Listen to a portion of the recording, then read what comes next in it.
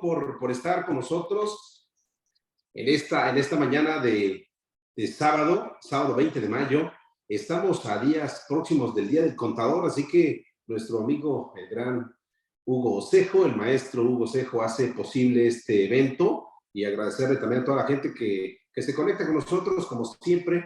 Ya empiezan a conectarse, muchísimas gracias. Y te cedo las palabras, mi estimado maestro Hugo, para que des la bienvenida a toda la gente que hoy por hoy vamos a tener una charla bastante interesante, bastante controversial, como si fuera como José Ramón Fernández, dijeron. Muy buenos días a todos, agradeciendo primeramente su valioso tiempo a cada uno de ustedes. No voy a hacer toda la presentación, entonces te cedo nuevamente los micrófonos, mi estimado Rufino. Y bienvenidos a todos, a cada uno de ustedes, a la gente que nos está ya viendo en redes sociales. Estamos sintonizados y sincronizados en este punto, y vamos a abordar temas distintos, algunos controversiales, en este Día del Contador. Adelante, mi estimado Rufino.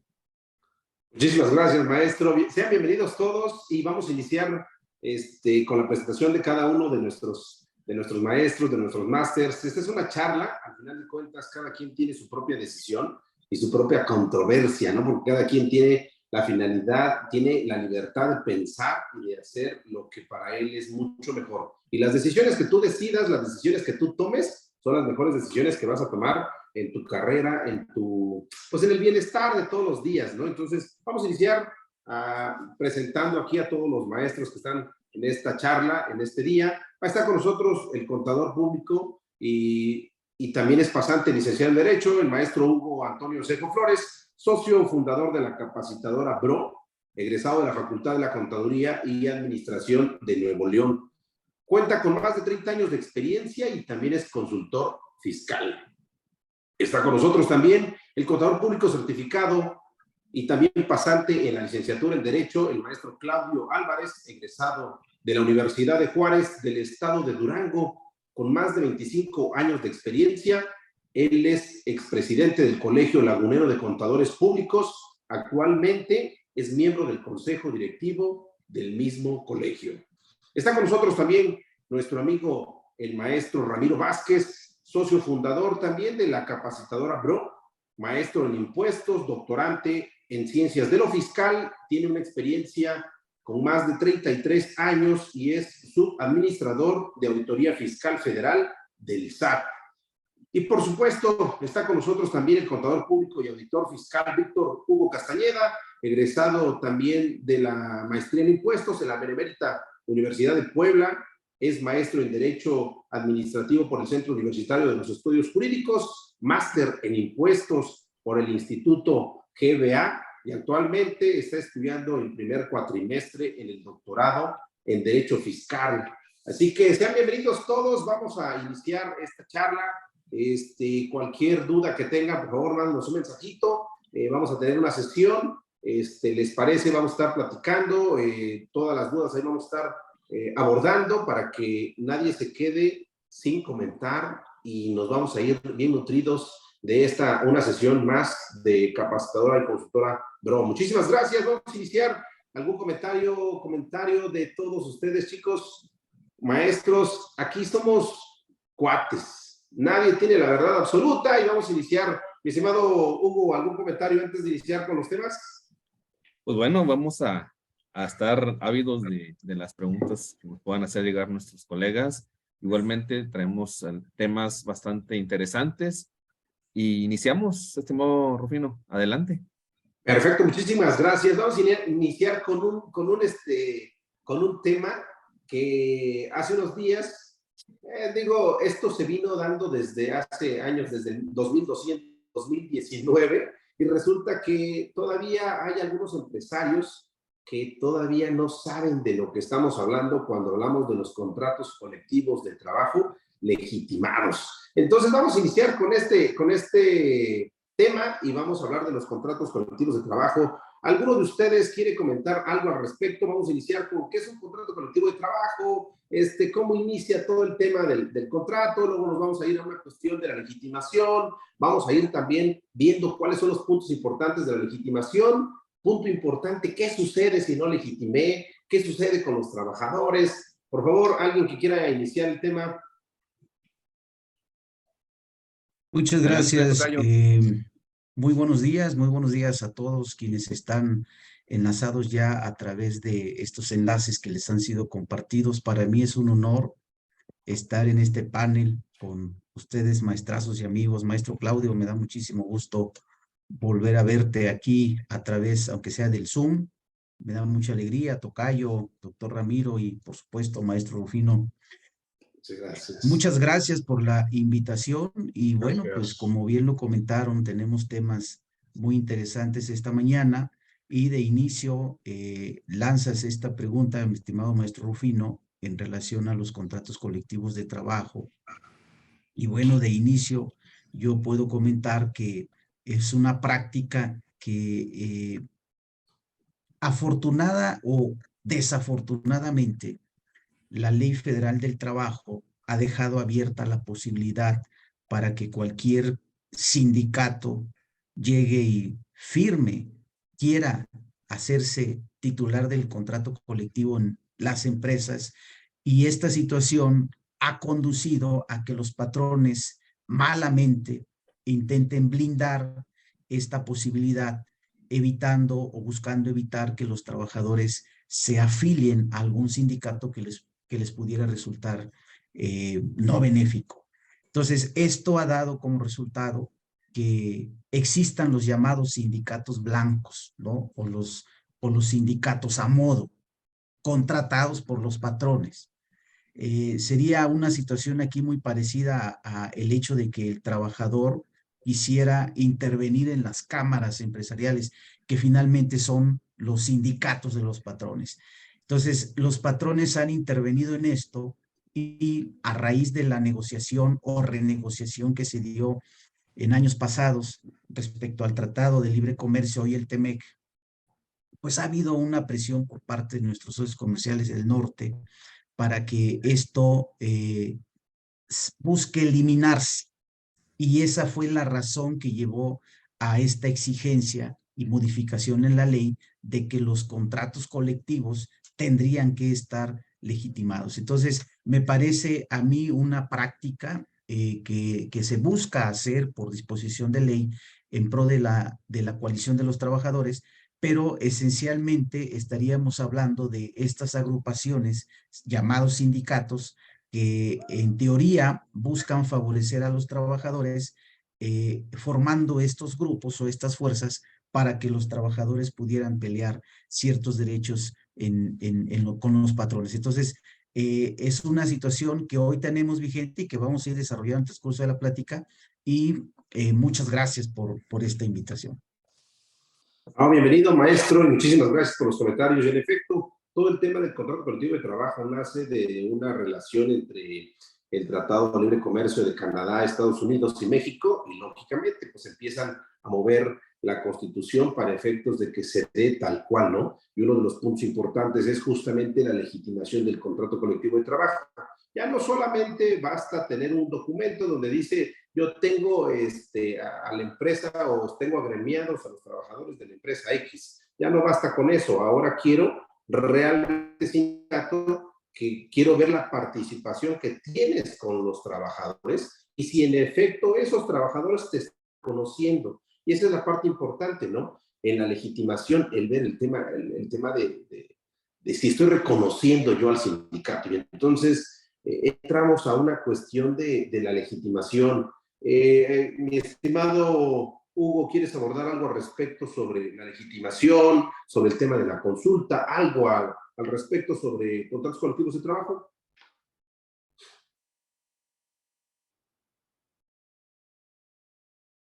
Bueno, en contratos colectivos, pues hay mucha variedad, ¿no? Mucho tema, ¿no?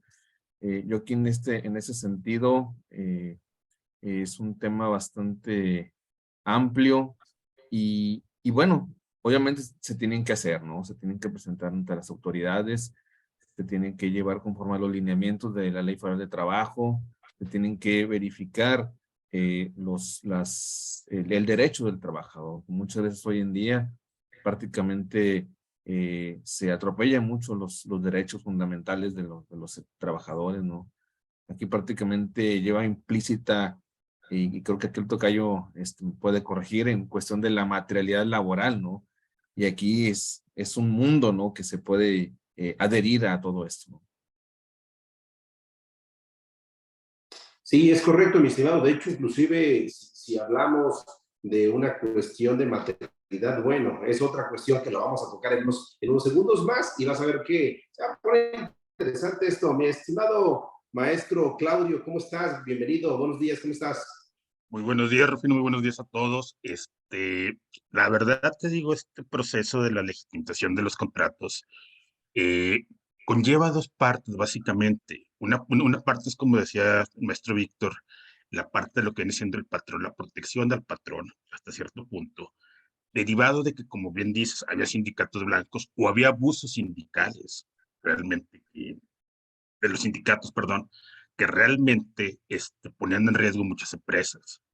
Eh, y es un punto a favor de los trabajadores, ya que los trabajadores van a poder reconocer si tienen la representación o no. Y recordemos, aparte de la materialidad, recordemos que también la parte de los sindicatos juega mucho para efectos fiscales. Entonces, es una manera también de poder amarrar a los sindicatos y de cierta manera fiscalizarlos a través de estos contratos. Estos contratos están totalmente registrados en los centros laborales. Entonces, creo que es un punto a favor, pero también habría que ver cómo se van a ir dando en este transcurso de tiempo con la fecha que venció precisamente, creo, si mal no recuerdo, el 1 de mayo. Entonces, habrá que esperar también qué más procesos siguen y cómo se serían ya los procesos en sí con las nuevas empresas o con los sindicatos que vayan a caer con nuevas empresas para representarlos. Habría que estar atentos a ese punto. Correcto, y fíjate, ahorita tocaste temas importantes en relación a los fondos y las formas, ¿no?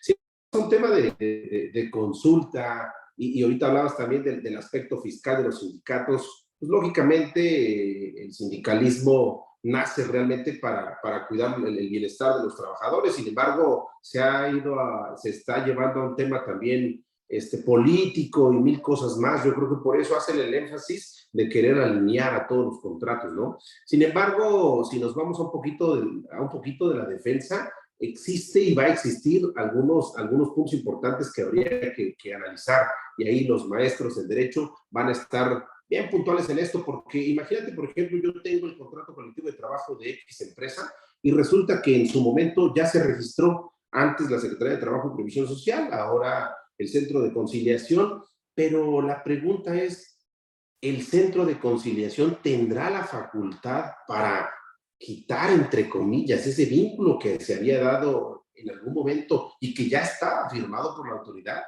Lo dejamos al aire y va a Ahí estar te va, interesante. Rufino, perdón. Ese punto que tú tocas es un punto muy, muy bueno, ya que, como bien dices, los centros laborales quizás no tengan la facultad. Recordemos también que se reformaron con la desaparición de los centros laborales, las juntas de conciliación y arbitraje, y actualmente se están manejando lo que vienen siendo los tribunales laborales. Entonces, habría que estar atentos hasta dónde se llega. Y ese punto que tú acabas de tocar respecto a que si yo ya registré mi contrato y respecto a que yo ya lo validé en Secretaría de Trabajo y Previsión Social, ¿qué va a pasar con el sindicato? ¿El sindicato podrá ampararse contra esta reforma? ¿Tendrá derecho a ampararse?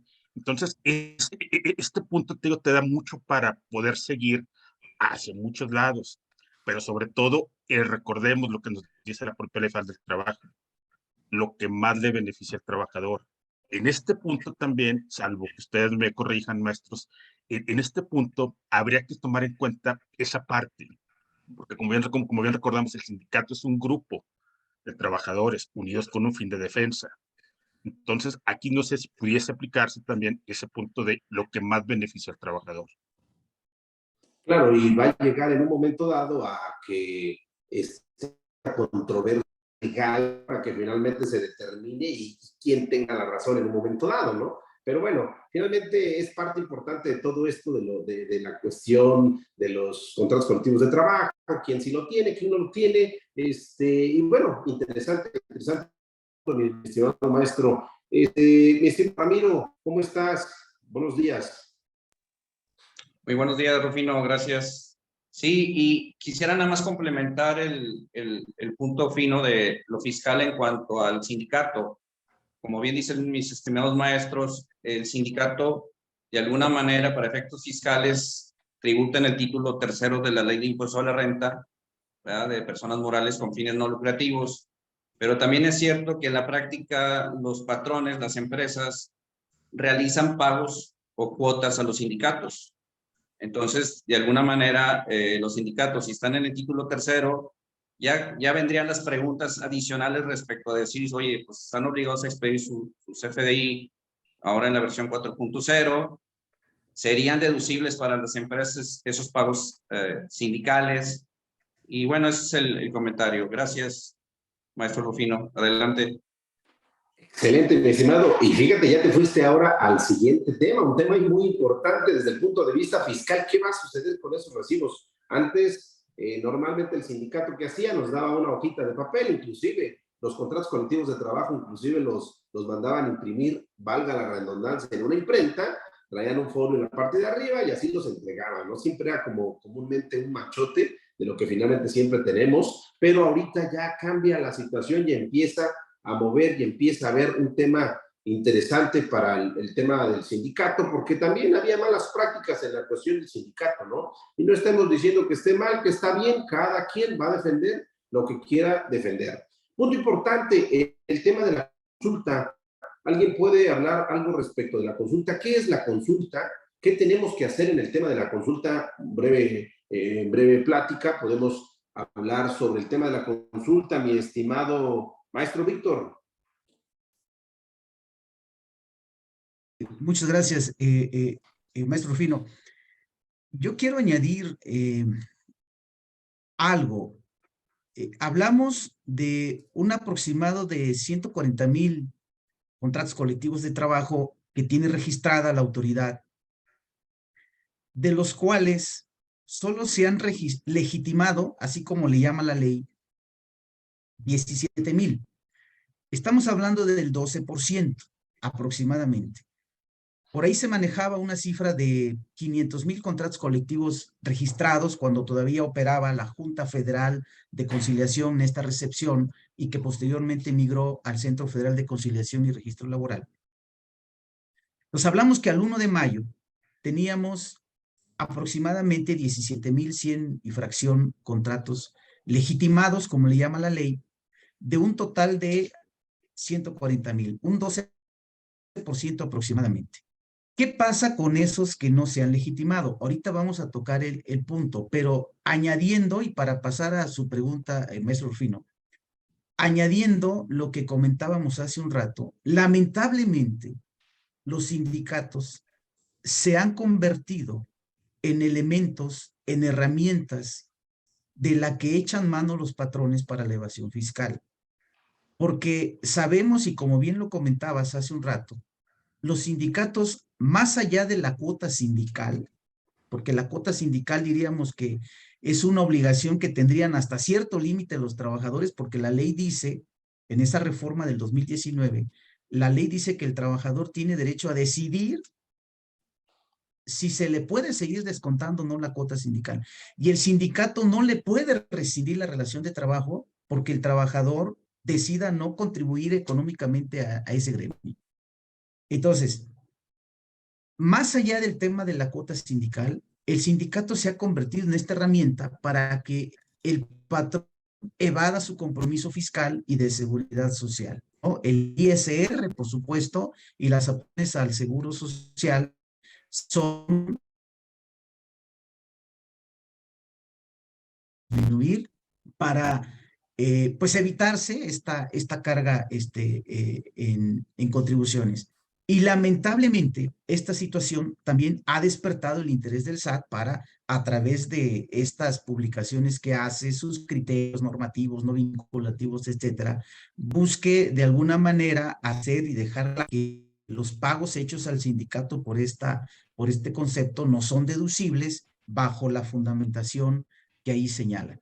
Pero ¿a qué voy con esto? Que el sindicato se supone que busca proteger, generar una fuerza para que el trabajador pueda defender y hacer valer sus derechos. Pero en esta práctica que se da, el sindicato no se da cuenta que se está convirtiendo en patrón. Porque ¿cuál es la razón por la que el sindicato le paga un dinero a su agremiado? Se entiende que lo que genera la obligación de pagar cantidades y conceptos al trabajador es justamente la relación de trabajo y se da directamente del patrón al trabajador porque a su vez lo establece la ley. El salario se paga directamente al trabajador y no están permitidas las intermediaciones. Pero luego viene el sindicato y entonces le dice al patrón, dame el dinero a mí y yo se lo doy al trabajador. No existe una justificación para eso, una justificación jurídico-legal para eso, lo cual conduce a que el sindicato se esté convirtiendo en esas prácticas en patrón. Pero independientemente de esta situación, la presión norteamericana hacia nuestro país para que se buscara disminuir estas prácticas de los patrones porque venía afectando justamente a las empresas norteamericanas por el tema de la disminución de los costos en el proceso de fabricación y demás. Entonces condujo a reformar la ley para que se exigiera que la presencia de un sindicato en la empresa tenía que cumplir dos cosas. Uno, que el trabajador estuviera de acuerdo, o por lo menos que el trabajador supiera que pertenecía a un sindicato. Porque hoy esas empresas que tienen sindicatos llamados blancos y que incluso timbran la nómina y hay un campo en el CFDI de nómina donde pregunta si el trabajador es sindicalizado o no, y le ponen que no. Cuando sí está sindicalizado, no por su propia voluntad, sí está sindicalizado, y entonces conduce justamente y también a tergiversar esta información.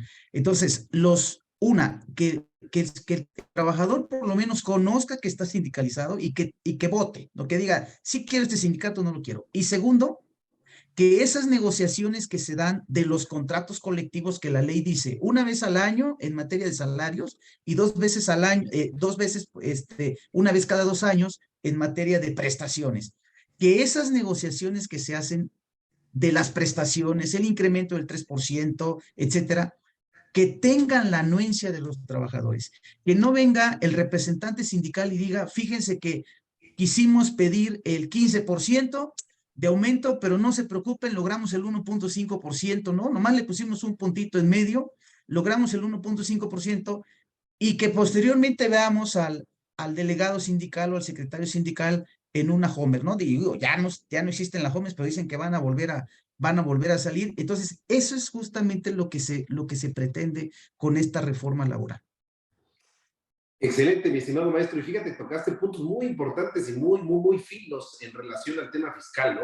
Cómo las malas prácticas se han llevado a una cuestión de que el sindicato de título tercero, donde no es contribuyente, ahora ya quiere pagarle a los trabajadores, ya empieza a haber una relación laboral y no precisamente laboral, ¿no? Porque al final de cuentas no cumple con un requisito primordial que es a lo mejor uno de los requisitos, o a lo mejor que es la duración del tiempo de la jornada laboral, que finalmente el sindicato lo mande, pero bueno, de una u otra manera ya entra una cuestión ahí de responsabilidad solidaria el hecho de que le esté pagando el sindicato, ¿no? Por eso hay que tener mucho cuidado en ver estas estrategias que están utilizando de manera, pues no adecuada, en mi opinión, por supuesto, el hecho de que lo pague un sindicato, luego el sindicato no los timbra, los deja ahí en stand-by, los deja ahí, espérame.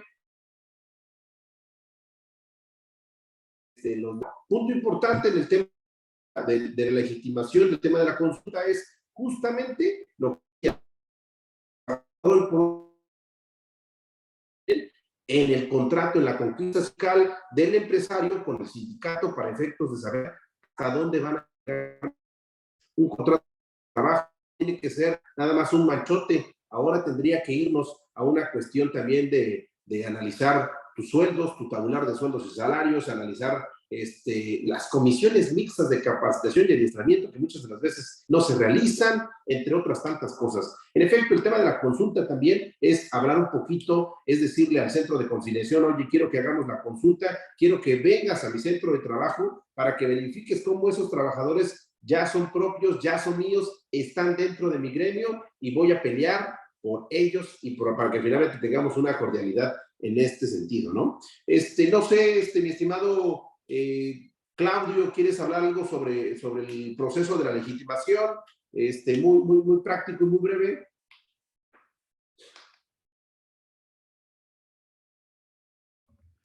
Para complementar un poco lo que comentaba el maestro Víctor, recordemos que hay un convenio ya de coordinación entre la autoridad laboral, el propio SAT y el Instituto Mexicano del Seguro Social.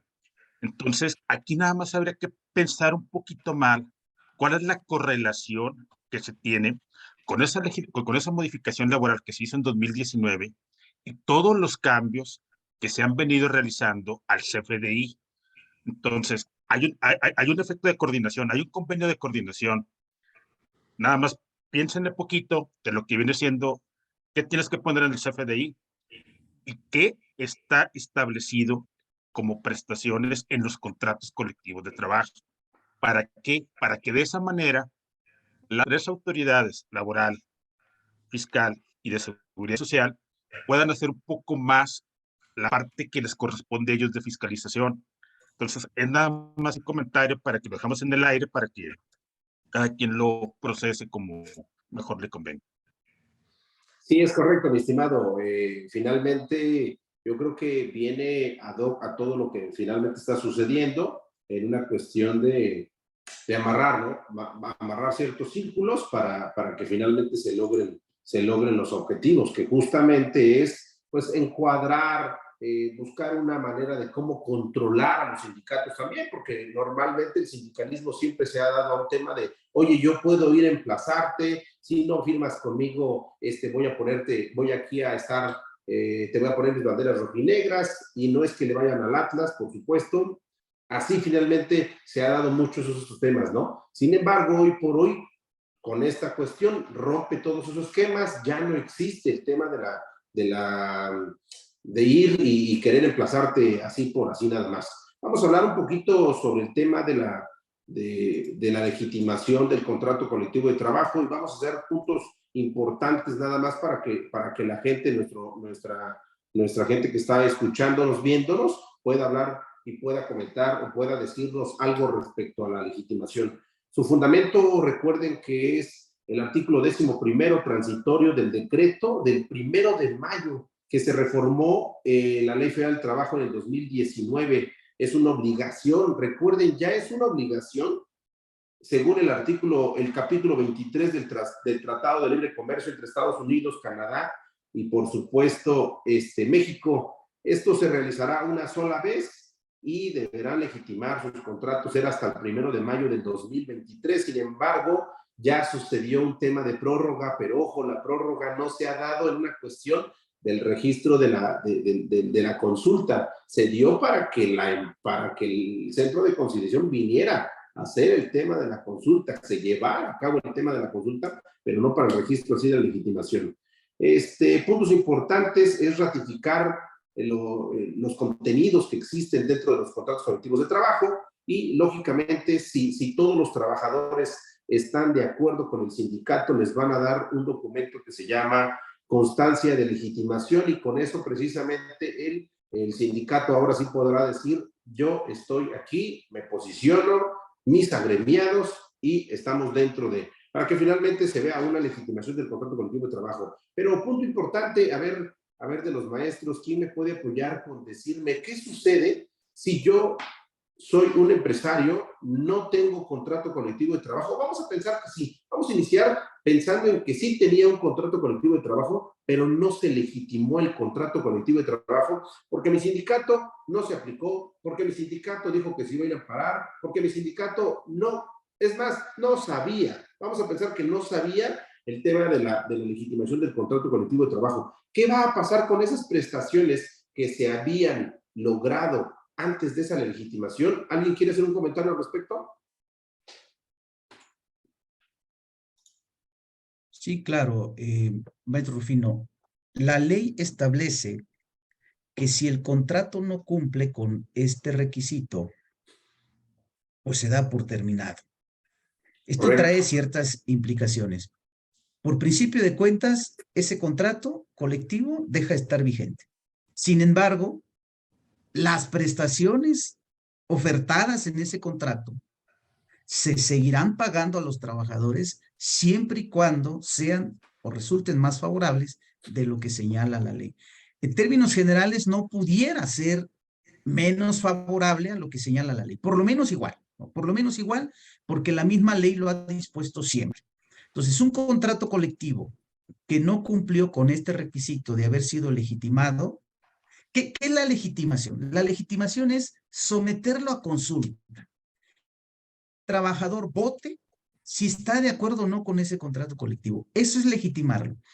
Y para ello se tuvo que haber hecho una convocatoria, etcétera. A más tardar el 1 de mayo, se debió haber presentado al Centro Federal de Conciliación y Registro Laboral, antes la Junta Federal de Conciliación, hoy Centro Federal de Conciliación y Registro Laboral, se debió haber depositado de manera electrónica, porque ahí están los protocolos publicados, que se hizo la consulta y que los trabajadores votaron a favor del contrato colectivo. Si esto no se hizo a más tardar el 1 de mayo, ese contrato se da por terminado y hay dos efectos. Uno, las prestaciones siguen vigentes, siempre y cuando le favorezcan más al trabajador. No sé por qué la ley lo señala así, porque no pudiera haber un contrato colectivo, ni siquiera individual, que ofrezca prestaciones menores a las de la ley. Por lo menos igual. Y segundo, se da la oportunidad de que cualquier sindicato emplace a la empresa para poder ser titular de un nuevo contrato colectivo de trabajo, que también tiene un protocolo que cumplir. Pero sería básicamente esa la consecuencia de no haber cumplido con esta obligación. Excelente, maestro. Fíjate que dijiste algo muy importante, el tema que alguien puede llegar a emplazar.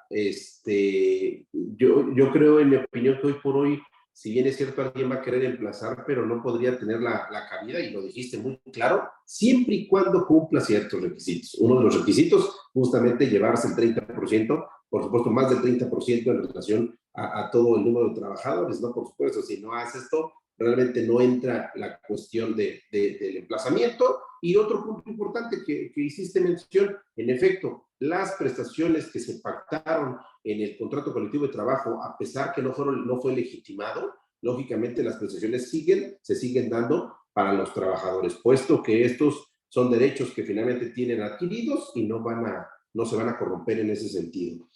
Mi estimado maestro Hugo, ¿quieres comentar algo respecto a los contratos colectivos de trabajo, el tema de la legitimación, la cuestión? Hablamos también, mi estimado Hugo, respecto del qué va a pasar, qué está sucediendo, vamos a deducir o no vamos a deducir ya los recibos de los sindicatos, me los van a timbrar, porque finalmente van a meter al redil ahí a los sindicatos. ¿Tú qué opinas, mi estimado, desde el punto de vista fiscal? ¿Tú qué opinas en relación a todo este tema? Híjole, la verdad es todo un tratado, ¿no? Pero aquí, como bien han señalado los maestros, hay una correlación, ¿no? De disposiciones, de ámbitos, desde el lado de seguridad social, el lado laboral, el lado fiscal, el lado legal, donde se tienen que concatenar, unir todos estos conceptos para darle a cada ámbito lo que debe ser, la aplicación que debe ser conforme a derecho, y obviamente en el sentido fiscal, pues ya tenemos que ver incluso temas como el REPSE, temas como cumple con los lineamientos del Código Fiscal de la Federación, en cuestión del timbrado, o sea, incluso también, yéndonos un poquito más para allá, en cuestión de lo que es lo que también hablaban de los sindicatos, ¿no? Esta figura ha sido muy socorrida, bien apuntó el maestro Tocayo, en el sentido de que ha sido una herramienta muy usada desde épocas históricas, ¿no? Y el SAT simplemente ha adecuado cada ejercicio esas famosas prácticas indebidas, ¿no?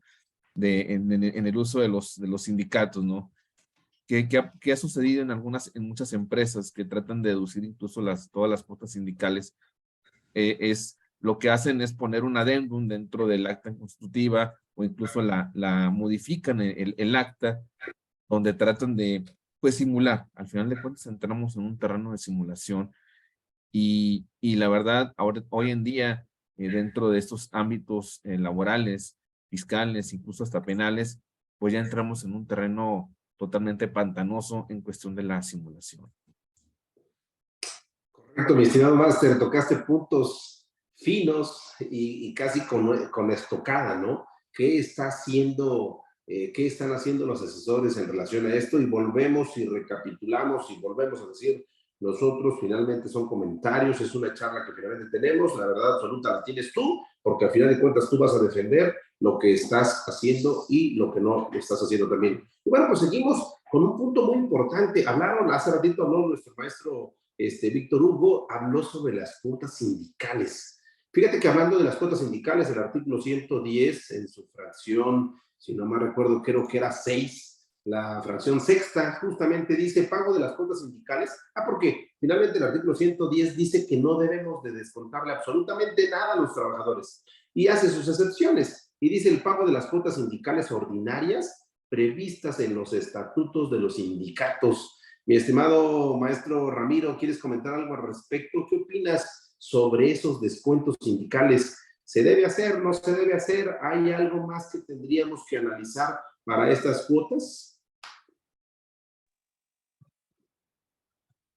Bueno, pues en mi opinión, digo, si hay un acuerdo en ese sentido, se tiene que cumplir, ¿no? Esos descuentos. Aun y cuando bien es cierto que la Ley Federal del Trabajo, pues también toca particularidades respecto a hasta qué se debe descontar al trabajador, porque hay limitantes para no mermar el sueldo del trabajador. Y bueno, pues en ese sentido, yo creo que es lo que tendríamos que tener esos cuidados. Y me gustaría también escuchar la opinión del maestro Víctor al respecto. Gracias.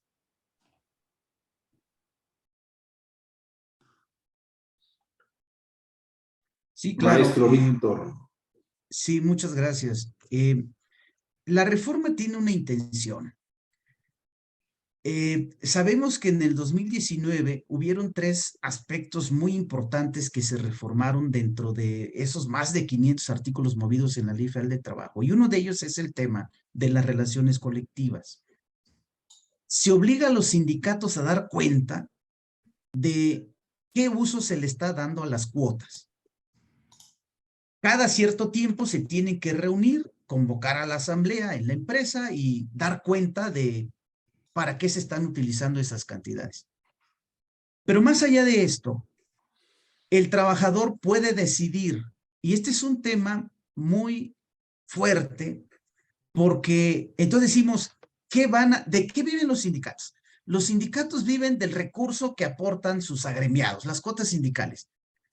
Pero la ley dice que el trabajador puede decidir y presentarle un escrito al patrón para decirle, no me descuentes. Y si el trabajador le presenta el escrito al trabajador en donde manifiesta no aceptar el descuento, el patrón no puede descontar, salvo una causal de rescisión sin responsabilidad para el trabajador, porque lo establece el artículo 51, fracción cuarta de la Ley Federal del Trabajo. Entonces, el trabajador puede decir al patrón, no me descuentes, y el patrón no descuenta.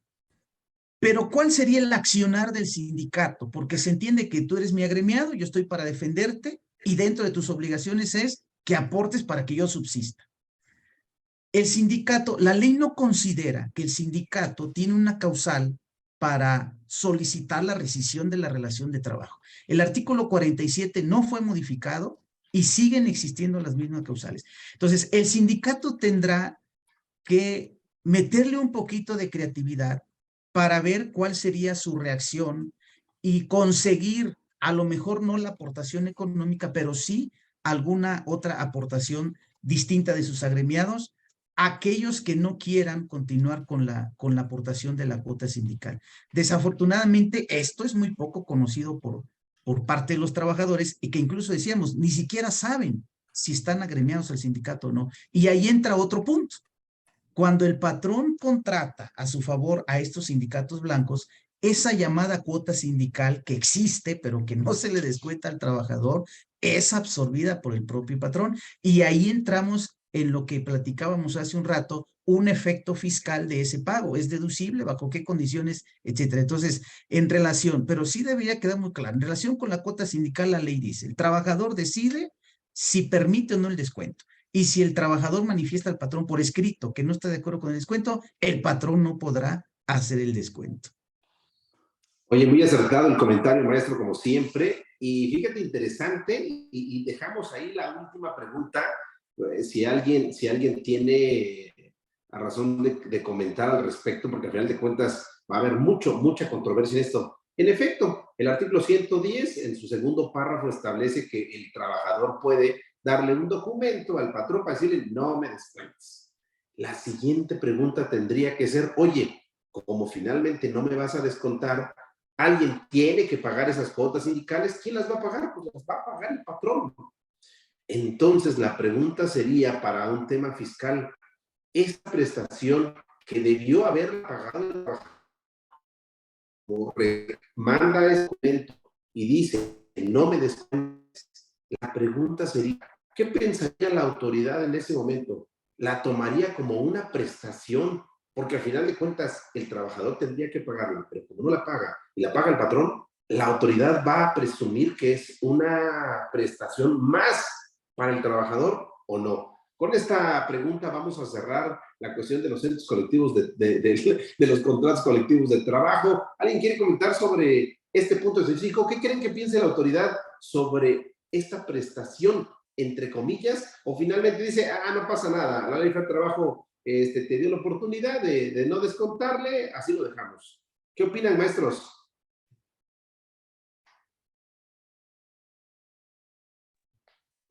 Sí, adelante, maestro Claudio, adelante. Mira, este es un punto muy fino en ese sentido de que pueda pensar la autoridad. ¿Es deducible o no es deducible? Es muy sujeto a controversia todo esto, porque, como bien dices, hay criterios no vinculativos, pero esos criterios no vinculativos no son ley. Estaríamos hablando de una jerarquía de leyes. Entonces, si se da o no se da, ya es sujeto de controversia y pudiese ser sujeto de materia en defensa fiscal. Te digo, salvo lo que tú opinas, Víctor. Sí. Bueno, primero hay que dejar en claro que el patrón tampoco está obligado a pagar la cuota sindical. Aquí hay que revisar el contrato colectivo. Porque si bien es cierto que la ley le prohíbe al patrón intervenir en los asuntos sindicales, también es cierto que la ley no lo obliga a hacer este tipo de pagos. Si el contrato colectivo señala que el patrón absorberá la cuota sindical, bueno, en ese caso sí está obligado, ¿no? Por contrato. ¿Qué pasa si el patrón la absorbe? Independientemente que sea el contrato o no. En mi opinión sí es deducible. Sin embargo, hay que cuidar los protocolos. Si el patrón absorbe algo que al trabajador le corresponde pagar, se tiene que timbrar. Tiene que aparecer en el CFDI porque es una especie de prestación. Entonces, la cuota sindical, si el patrón la va a absorber, tendría que aparecer el descuento y tendría que aparecer la percepción. Incluso me parece que por ahí hay un código de timbrado para la cuota sindical. Bajo este protocolo, es una prestación de previsión social. Emanada del contrato, sí. Que tiene que ver con una cantidad que el trabajador le tocaba pagar, sí.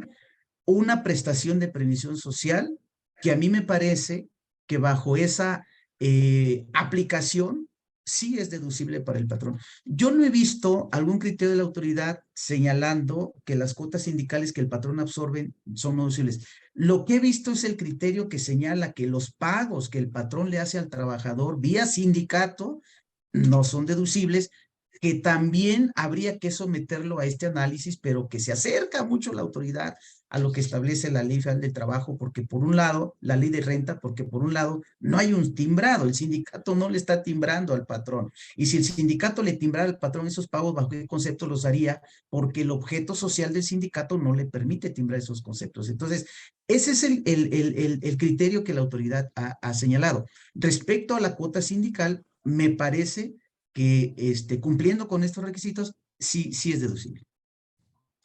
Correcto, mi estimado máster, muchísimas gracias. Y bueno, terminamos un tema de contratos colectivos de trabajo, la legitimación gobernación, vimos un poquito ahí respecto también del tema del timbrado, del tema de las cuotas sindicales, el tema de la consulta. La verdad es que este tema, como tantos temas, dan mucho de qué hablar, mucho análisis, pero volvemos a lo mismo, el punto importante lo tienes tú y tú tomarás la decisión, la última razón. Y bueno, pues vamos a mandar comentarios específicos, mi estimado Hugo, para cerrar el tema de centro de contratos colectivos de trabajo. A ver, adelante, mi estimado.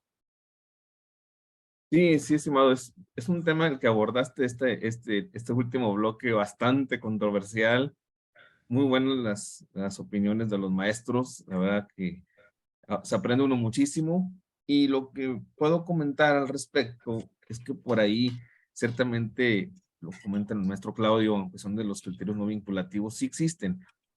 Ciertamente no es ninguna ley, pero por ahí algunos criterios de la Corte donde señalan que lo que más le convenga al trabajador, en este caso, si viene emanado en un contrato, sí puede ser deducible. No tengo a la mano el número, pero sí ha habido algunas tesis o algunas jurisprudencias en ese sentido, en que sí puede utilizarse como medio de una defensa fiscal ese punto. Mi estimado, y fíjate, con esto vamos a cerrar todavía mucho mejor. Siempre puntos finos interesantes, por supuesto, dentro del análisis. Hablaste de algo muy importante. ¿De dónde viene? ¿En dónde viene esto? Pues justamente viene en el contrato colectivo de trabajo. Y hay un apartado muy interesante que se llama prestaciones extralegales. Los vamos a dejar ahí para que finalmente en otra próxima charla respecto del contrato colectivo de trabajo podamos abordar estos temas. Y bueno, pues vamos a pasar ahora a un tema que prácticamente viene sonando fuerte, viene diciendo ya prácticamente estamos en los límites, se viene ya una cuestión del pago de las utilidades, ¿no?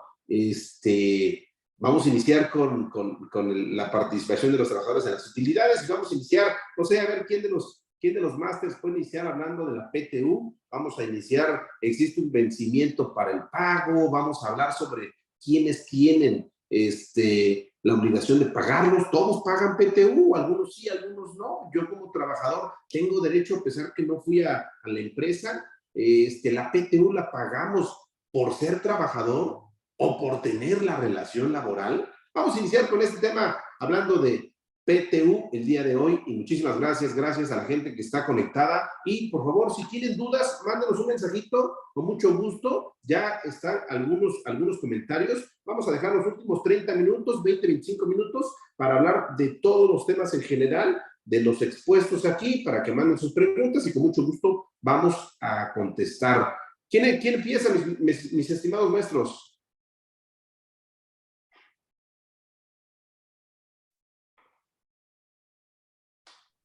¿Quién dice yo? Uno por uno, por favor, no se amontonen. No se amontonen. El Adelante, tema de la Víctor. PTU, muchas gracias, maestro Claudio, muchísimas gracias. El tema de la PTU es otro asunto muy controversial que, pues ya desde la reforma que se dio en el 21, está dando mucho de qué hablar. Me parece muy apasionante el asunto, el tema. Pero bueno, de entrada, contestando a tu pregunta, maestro Rufino, sí hay un plazo. El artículo 121 y 122, que son los que esencialmente regulan esto de la Ley Federal del Trabajo, establece un plazo de 60 días. Y aunque no dice si son naturales, hábiles, laborables, porque en materia laboral debiéramos distinguir 3 tipos de días: naturales, hábiles, laborables o no laborables. Si bien es cierto que la ley dice 60 días, y por ahí hay un artículo tercero ter que se reformó, que se adicionó en la reforma del 2019, en donde establece que cuando no se señalen qué tipo de días se considerarán hábiles, y que lamentablemente no señaló específicamente a qué aspecto se refería, hay un reglamento que establece que son días naturales. Son 60 días naturales posteriores, dice, a la fecha en que deba pagarse el impuesto anual. Y aquí hay también 2 puntos que yo les voy a dejar sobre la mesa. 1, la renta gravable, que es la base para PTU, es independiente del resultado fiscal. hay casos en los que tenemos pérdida fiscal y si hay PTU a repartir.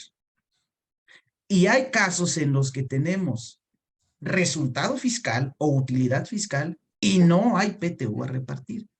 Entonces, la determinación de la renta gravable, sobre todo el caso de las personas morales, del título segundo de la ley de renta, el artículo 9 establece que la base para la PTU es al resultado fiscal determinado conforme al artículo 9, sin tomar en cuenta la PTU pagada del ejercicio, las pérdidas fiscales de ejercicios anteriores y además añadiendo los no deducibles del 28 fracción 30, van a ser o van a dar como resultado la renta gravable. Entonces, fíjense ustedes en lo siguiente. La Ley Federal de Trabajo dice que la PTU debe pagarse dentro de los 60 días posteriores a la fecha en que deba pagarse el impuesto anual. Y la primera pregunta es, ¿qué pasa con las empresas que tienen pérdida fiscal? Y si les sale renta gravable para PTU. Allí no hay renta a pagar. Allí no hay un ISR a pagar. ¿Cuándo debo pagar el impuesto? No hay.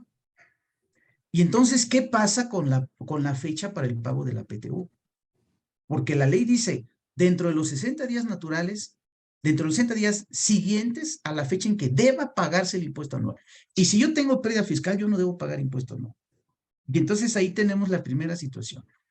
Y segundo, que hay un artículo tercero ter en la Ley Federal de Trabajo en donde se establece que cuando no se señale si son naturales o hábiles, se consideran hábiles. Pero hay un reglamento que dice que son naturales. Y la pregunta es, ¿cuál tiene más peso?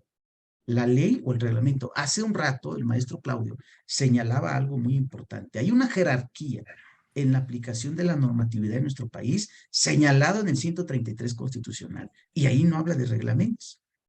Allí habla de las leyes emanadas del Congreso de la Unión. Y la ley emanada del Congreso de la Unión dice que cuando la ley no establezca si son días hábiles naturales, se considerarán hábiles.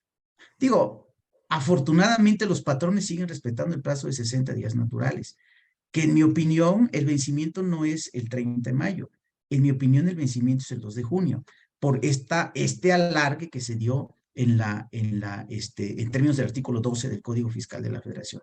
Pero bueno, sí, maestro Rufino, la ley señala un plazo para el pago de esta prestación y son 60 días posteriores a la fecha en que deba pagarse el impuesto anual. Excelente comentario, mi estimado. Muchísimas gracias. Y una pregunta interesante que nos hacen, oye, ¿a todas las personas trabajadoras de la empresa le debo de pagar PTU? ¿Sí o no? ¿Y a quiénes sí y a quiénes no? En caso de que hubiera un tema controversial ahí. ¿Alguien, maestro Claudio, puedes comentar al respecto? Mira, ese punto, te digo, se ha venido malinterpretando, se había venido malinterpretando desde hasta hace tiempo. Normalmente, el criterio que se conocía era, si no trabajaste 60 días, no tenías derecho a PTU. Pero la propia Ley Federal del Trabajo te establece, únicamente no tienen derecho a la PTU los trabajadores eventuales que no trabajaron 60 días en el año. Ellos sí son los que no tienen derecho a la PTU. Todos los demás trabajadores, con excepción de los gerentes generales o directores de áreas, salvo lo que te establezca una tesis, una jurisprudencia que está por ahí de la Suprema Corte, que te establece ciertos parámetros para los directores, para ciertos directores de área, ellos sí tienen derecho, pero vamos, cualquier trabajador, así te haya trabajado un día y tú lo hayas timbrado y tú lo hayas te tiene derecho, siempre y cuando no te consideres como trabajador eventual. Ustedes se preguntarán, ok, los contratos de prueba. Los contratos de prueba son por tiempo indeterminado, a fin de cuentas. Pero si tu contrato te establece que es un trabajo eventual y tú no cumples los 60 días, en ese momento tú tendrás derecho a la PTU. Pero si tú eres un trabajador con periodo de prueba, tú trabajaste 1 o 2 días, sí tendrás derecho a la PTU. Entonces creo que es parte de lo que se ha venido cambiando y es parte de los criterios que ya se han venido aclarando durante los últimos 5 años aproximadamente.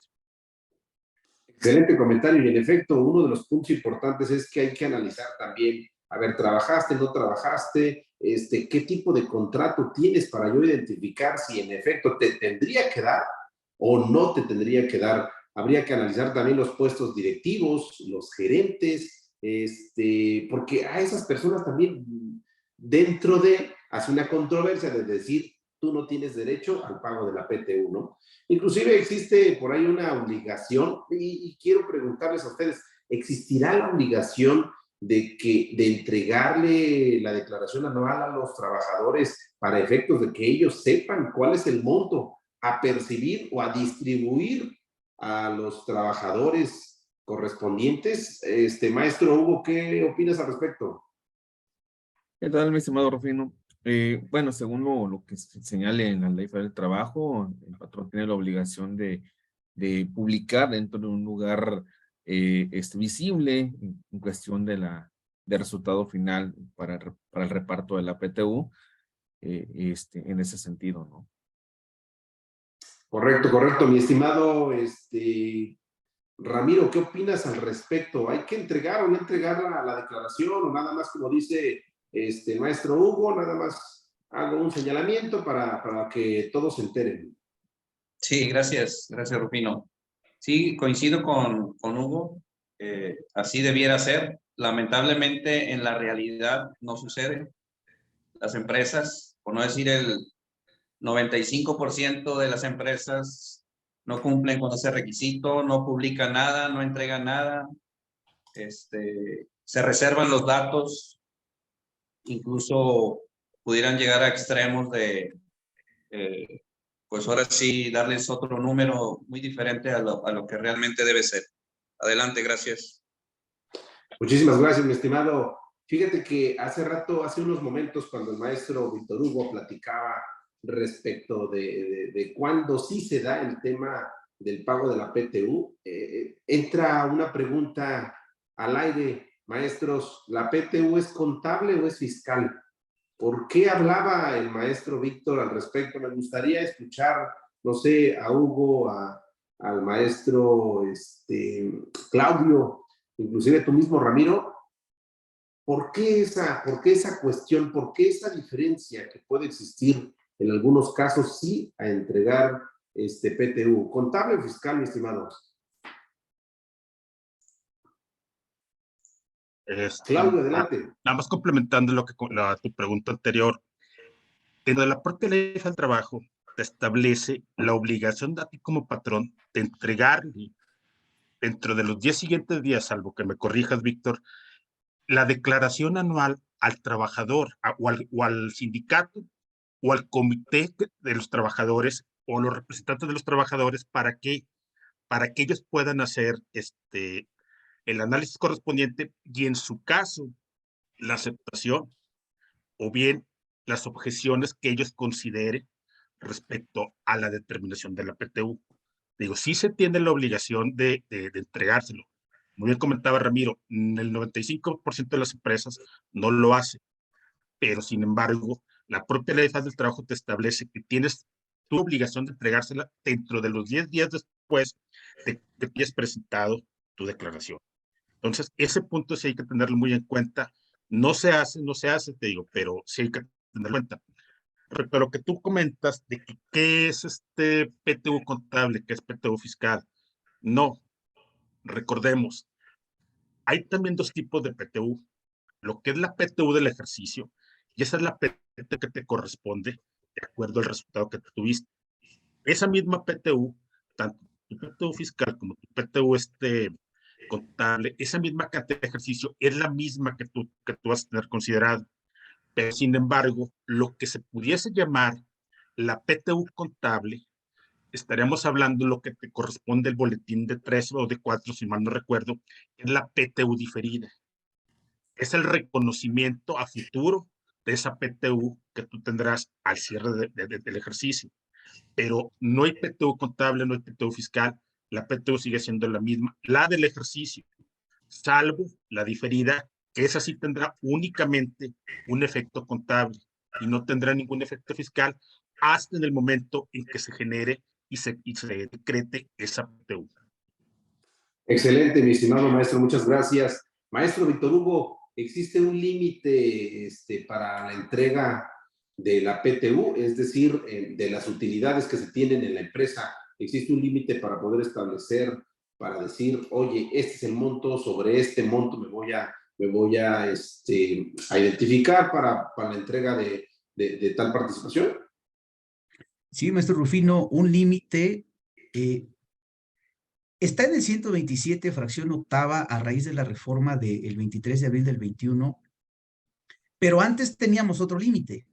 El 127 igual en la fracción, me parece, tercera, aquellas empresas cuyos ingresos emanan exclusivamente de las actividades de sus trabajadores, aquellas que se dedican al cuidado de bienes que produzcan rentas y aquellos que se dedican al cobro de intereses.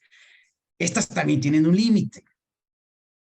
Pero aquí tendríamos que distinguir ese límite del 127, fracción tercera, me parece, de la Ley Federal de Trabajo. En mi opinión, ese sí es constitucional, porque está considerado en la Constitución. El límite del 127, fracción octava, ese es inconstitucional, porque ese no tiene fundamento constitucional. ¿Cuál es el límite que señala el 127, fracción octava? Dice, vas a determinar la PTU como siempre lo has hecho y lo vas a comparar con la cifra que resulta mayor entre 3 meses de salario y el promedio de la PTU de los últimos 3 años. Lo que sea mayor de esas dos será el tope de lo que estás determinando, de tal manera que si lo que determinas es menor de ese tope, le pagas lo que determinaste. Si lo que determinas es mayor del tope, pues le das lo que corresponde al tope. Ese límite resultó aplicable el año pasado y hoy también lo aplicamos. Sin embargo, hoy lo aplicamos de manera completa todo el ejercicio 2022. Sin embargo, hay ciertos aspectos ahí que tendríamos que cuidar y que platicaríamos más adelante. Pero regresando a esa pregunta muy interesante, maestro Rufino, de, oye, la PTU fiscal o contable, este asunto es demasiado controversial porque la Constitución señala que la base debe ser fiscal. Y se llama PTU. ¿Qué significa PTU? Participación de los trabajadores en las utilidades de las empresas. En mi opinión, debiera ser contable. Pero resulta que así como está en el artículo 9 de la ley de renta, no es ni contable ni fiscal. Porque lo señalábamos hace un rato. La base para aplicar el 10% no es el resultado fiscal ni la utilidad fiscal. A esa utilidad fiscal hay que hacerle ciertas restas y ciertas sumas. Y entonces llegamos a una base, a una cifra que no es ni fiscal ni contable. Y algunos patrones que quisieran, una disposición que viene desde hace muchos años, pero algunos patrones que quisieran ampararse contra eso, pues habría que ver, y suena muy interesante, qué tendrían o qué resolverían o cuál es el camino que tomarían los tribunales, porque pues a lo mejor les daría miedo resolver sabiendo que los patrones tienen razón. Oye, ¿cómo voy a repartir utilidades si no tuve utilidades? ¿No? Entonces, si hay un límite, maestro Rufino, el límite está en el 127, fracción octava, y me gustaría que más adelante platicáramos cuál es la forma correcta de aplicar este límite, porque a nosotros nos tocó en marzo que muchas empresas nos decían, oye, ya el curso de PTU, ¿para qué quieres el curso de PTU? Porque ya voy a presentar la declaración anual. ¿Y qué tiene que ver el curso de PTU con la declaración anual? Es que quiero poner ahí la cifra. ¿Cuál cifra? ¿Cuál cifra quieres poner en la declaración anual? La cifra del 127, fracción octava. Entonces, ojalá más adelante toquemos este tema, pero si hay un tope que es 3 meses de salario o la PTU promedio de los últimos 3 años. Perfecto, muchísimas gracias, maestro. La verdad es que se tocan temas tan interesantes que muchas de las veces nos quedamos así a ver qué pescamos, ¿no? Estamos como en el Circo du Soleil, viendo nada más, si nos perdemos un punto, nos perdimos prácticamente toda la charla, todo el tema controversial que se pueda dar en estas cuestiones de la PTU. Mi estimado Hugo, ¿cómo estás? Espero que estés bien. ¿Cómo se la están pasando? ¿Están tranquilos? Un punto importante que debemos de comentar ahí, mi estimado Claudio, ¿tú qué opinas? ¿Cómo se entrega la PTU? ¿Se le entregan a todos por igual? ¿Hay una diferencia en cuestión de rangos, en cuestión de cómo se entrega la PTU, mi estimado? hablando de que se divide en dos partes, ¿no? Hay una PTU para A y para B. ¿Puedes comentarnos algo al respecto, mi estimado Claudio? Mira, nada más complementando lo que comentaba el maestro Víctor, nomás lo voy a dejar en el aire, ya cada quien lo va a poder interpretar. Pero recordemos que la PTU no le entrega el trabajador. La PTU está determinada por la comisión mixta de PTU. Entonces, ahí se los dejo en el aire, ya cada quien lo interpreta. Y eso es parte de lo que comentaba el maestro Víctor, de toda esta controversia que se tiene respecto al límite de la PTU. Entonces, recalcamos, la PTU no le entrega el patrón, la PTU la determina la comisión mixta. Ahora, respecto a lo que tú preguntas, de que si hay un tope, de que si hay una manera de cómo se genera la PTU, recordemos, proceso establece Ley Federal del Trabajo, no recuerdo los artículos, te establece que tú tienes la PTU en base a factor salario y en base a factor días. Esa es la manera en que, como tú tienes que determinarla, y esos días son días laborables. Entre los días laborables hay también muchísima malinterpretación. ¿Por qué? Porque te dicen son días laborables. ¿Cuáles son los días laborables? Todos los días que labora el trabajador, con excepción de permisos sin goce de sueldo y las incapacidades por enfermedad general. Entonces, esos son los días laborables.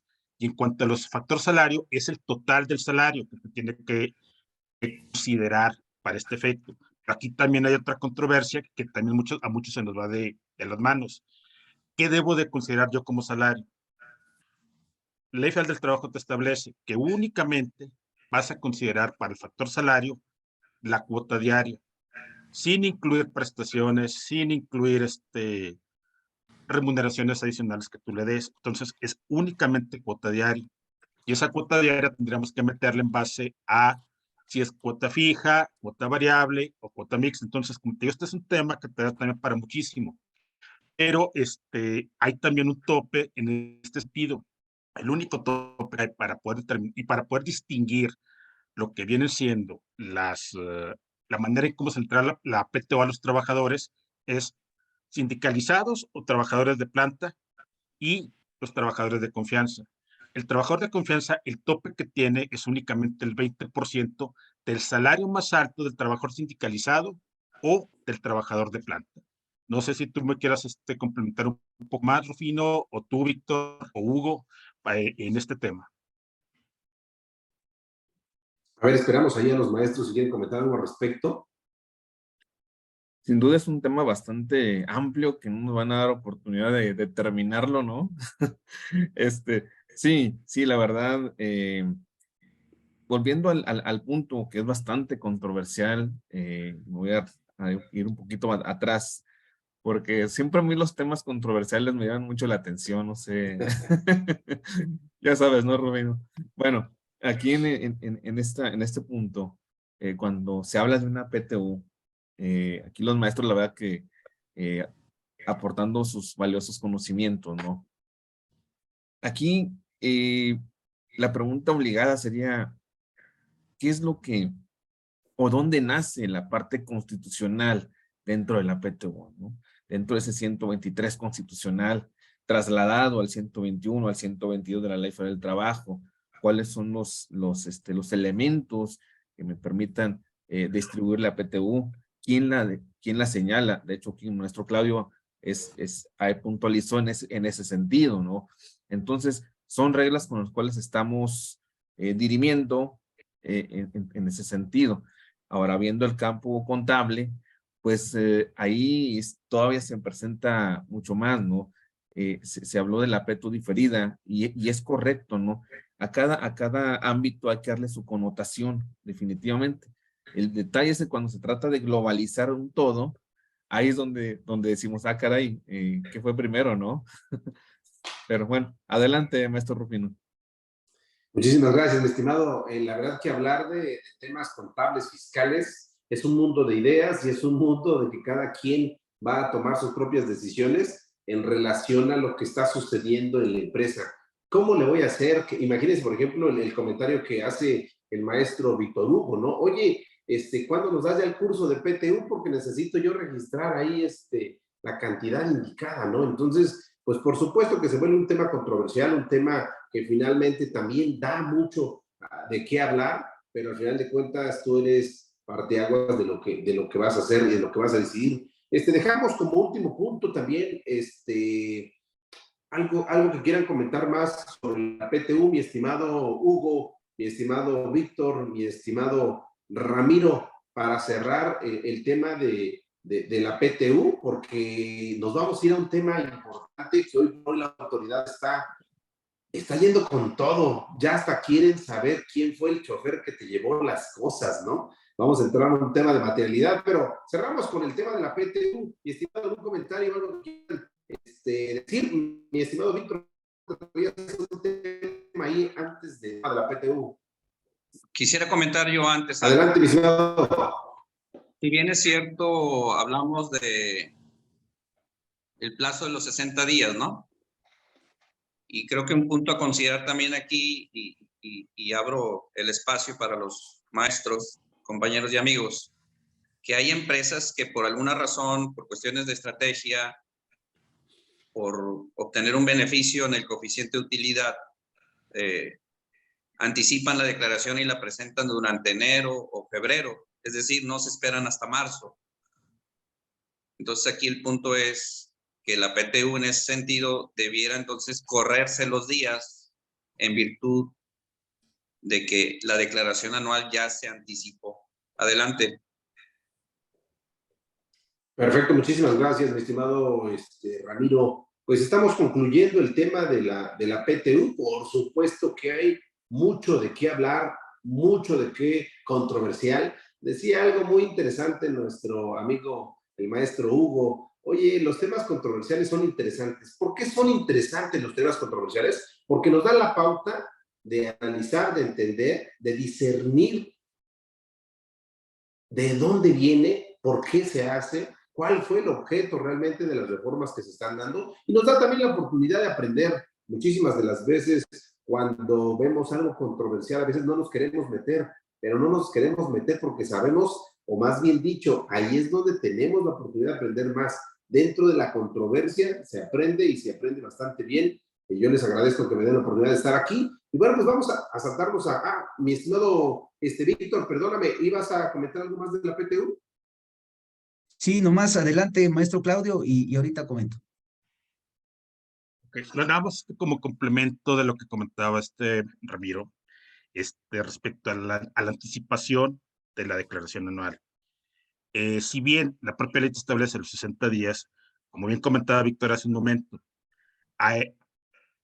establece la propia ley, establece el propio criterio, 60 días después de que tú debiste haber presentado tu declaración. Entonces, el que tú hayas presentado tu declaración en los meses previos al marzo, puedes jugar como empresa. Esto ya es un juego que tú puedes hacer. Tú puedes jugar como empresa y hacer todo tu movimiento después de marzo, independientemente de la fecha de presentación, salvo que yo esté mal, Víctor. Gracias. Sí, coincido, maestro Claudio. Yo nomás quiero añadir 4 puntos, maestro Rufino. 1, gracias. Quien aplica el tope máximo, quien decide si se aplica no es el patrón, el representante legal, la de nóminas, el contador. Quien decide es la comisión mixta. La comisión mixta tomará la decisión si aplica el tope del 127 fracción octava. Segundo, ¿qué pasa en el caso de que se decida aplicar el 127 fracción octava? Si hay un excedente, ese excedente en términos de ley deja de ser PTU. Ese excedente ya no es PTU en términos de ley. ¿Ok? Sin embargo, yo quiero dejar en claro lo siguiente. Los trabajadores tienen derecho a demandar, a exigir, etcétera. Y ese derecho, dice la ley, que prescribe en 1 año. Entonces, diríamos que estamos hablando más o menos por ahí de mayo del 24 para que prescriba este derecho que tienen los trabajadores. Mi recomendación sería que no se toque hasta que se exceda ese plazo y se conozca si el trabajador ha presentado denuncia o no. Y ya por último, el otro punto es respecto a que hay que tener cuidado en cuanto a el tratamiento contable que se le dará a lo que aparece ya en el pasivo registrado, determinado conforme a la Constitución, y en el caso de que se decida aplicar el límite, ¿qué pasa contablemente con ese excedente? Hay que tener mucho cuidado con ese tratamiento y revisar la información que se presentó en la declaración anual, que en mi opinión no habría razón para presentar una complementaria porque no hay ningún efecto fiscal ahí, ni siquiera en la OFIN, CUFIN. Entonces, serían nada más esos puntos para concluir mi participación en este tema. Excelente, mi estimado. Punto fino lo de la declaración anual, importantísimo. Yo creo que ahí es donde debemos poner, decía un maestro, paren antenas, que esto es lo importante en la cuestión de la PTU. Y bueno, pues nos vamos, si no hay ningún otro comentario, nos vamos de una vez, porque esto, la verdad es que pasa el tiempo bastante rápido cuando tenemos temas controversiales, cuando tenemos opiniones a lo mejor diferidas, cuando finalmente estamos bien concretos en lo que sabemos y en lo que vamos a hacer, ¿no? Y nos vamos a pasar a un tema de materialidad. ¿Qué hay de la materialidad? ¿Hasta dónde la autoridad tiene las facultades de pedirte tanta información en relación a la materialidad? Y yo creo que el día de hoy tenemos basto con el maestro, por supuesto con todos, pero nuestro maestro Hugo siempre ha hablado de un punto importante, ¿no? Le gusta la controversia a nuestro maestro Hugo. Entonces, mi estimado maestro, podemos iniciar el día de hoy contigo en relación a hablar de la materialidad. Para iniciar, mi estimado, ¿sobre qué vamos a tocar en este punto, mi estimado maestro? Sí, estimado, antes de dar mi opinión, Claudio había levantado la mano. Adelante, Claudio. Mira, nada más ya como último comentario, complementando lo que decía Víctor. O sea, este tema de la PTU, digo, te da para mucho. Hay muchos puntos finos, hay muchas cosas que se pueden manejar, que si bien la propia ley te establece ciertos parámetros, también la propia ley te establece el que tú puedas hacer muchas cosas. Pero este tema de la PTU te da para muchísimo, pero muchísimo más. Gracias. Gracias, mi estimado. Adelante, maestro Hugo.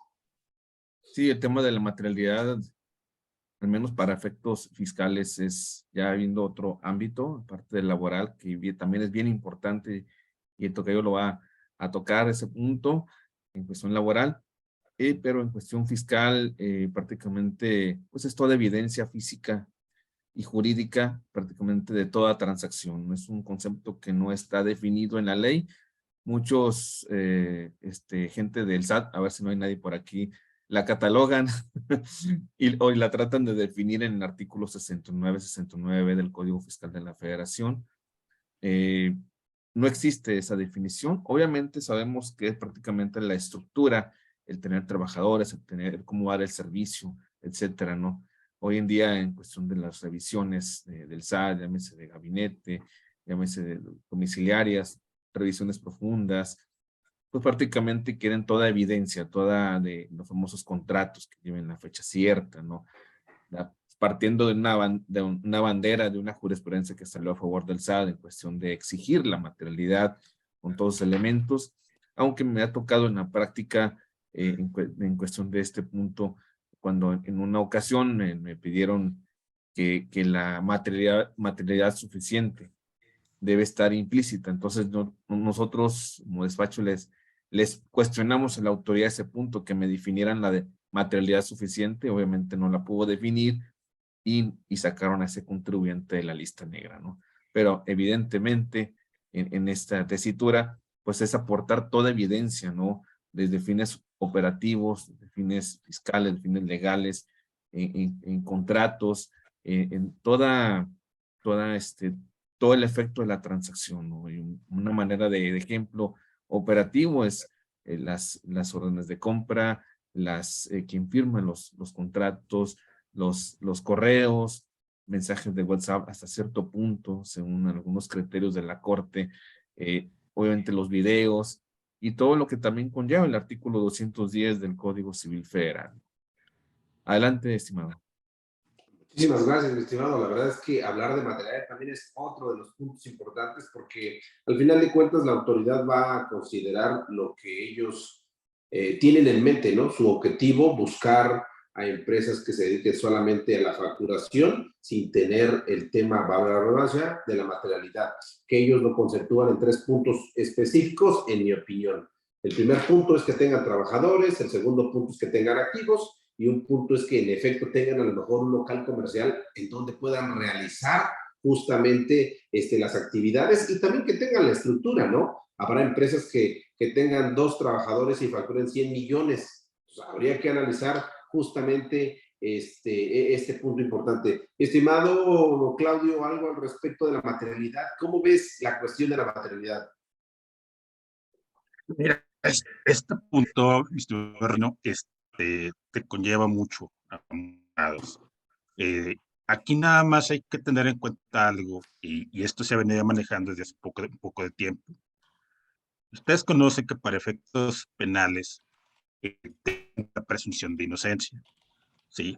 Pero aquí en el caso fiscal, aquí la autoridad está generando una presunción de culpabilidad, en donde tú tienes que demostrar que realmente, como tú bien dijiste, cuentas con trabajadores, cuentas con infraestructura, cuentas con materiales, cuentas con activo fijo. Entonces, ese punto, la autoridad lo ha malintencionado. Te presume a ti culpable hasta que tú le demuestres lo contrario, cuando la realidad es que tú deberías de ser inocente hasta que la autoridad te demuestre con elementos qué es lo que tienes que refutar. Pero te digo, este punto te da para mucho, mucho, mucho más. Te digo, ¿por qué? Porque incluso, me atrevo a mencionar, no falta únicamente que te digan, ¿sabes qué? Trabajadores, activo fijo, infraestructura, local comercial, etcétera, etcétera. Nos podemos ir más allá. Y esto creo que ya no tarde mucho la autoridad en generarlo. Y también lo ponemos sobre la mesa. Y las actas de asamblea. Las actas de asamblea te da para miles de cosas. Uno, los estatutos de las propias empresas.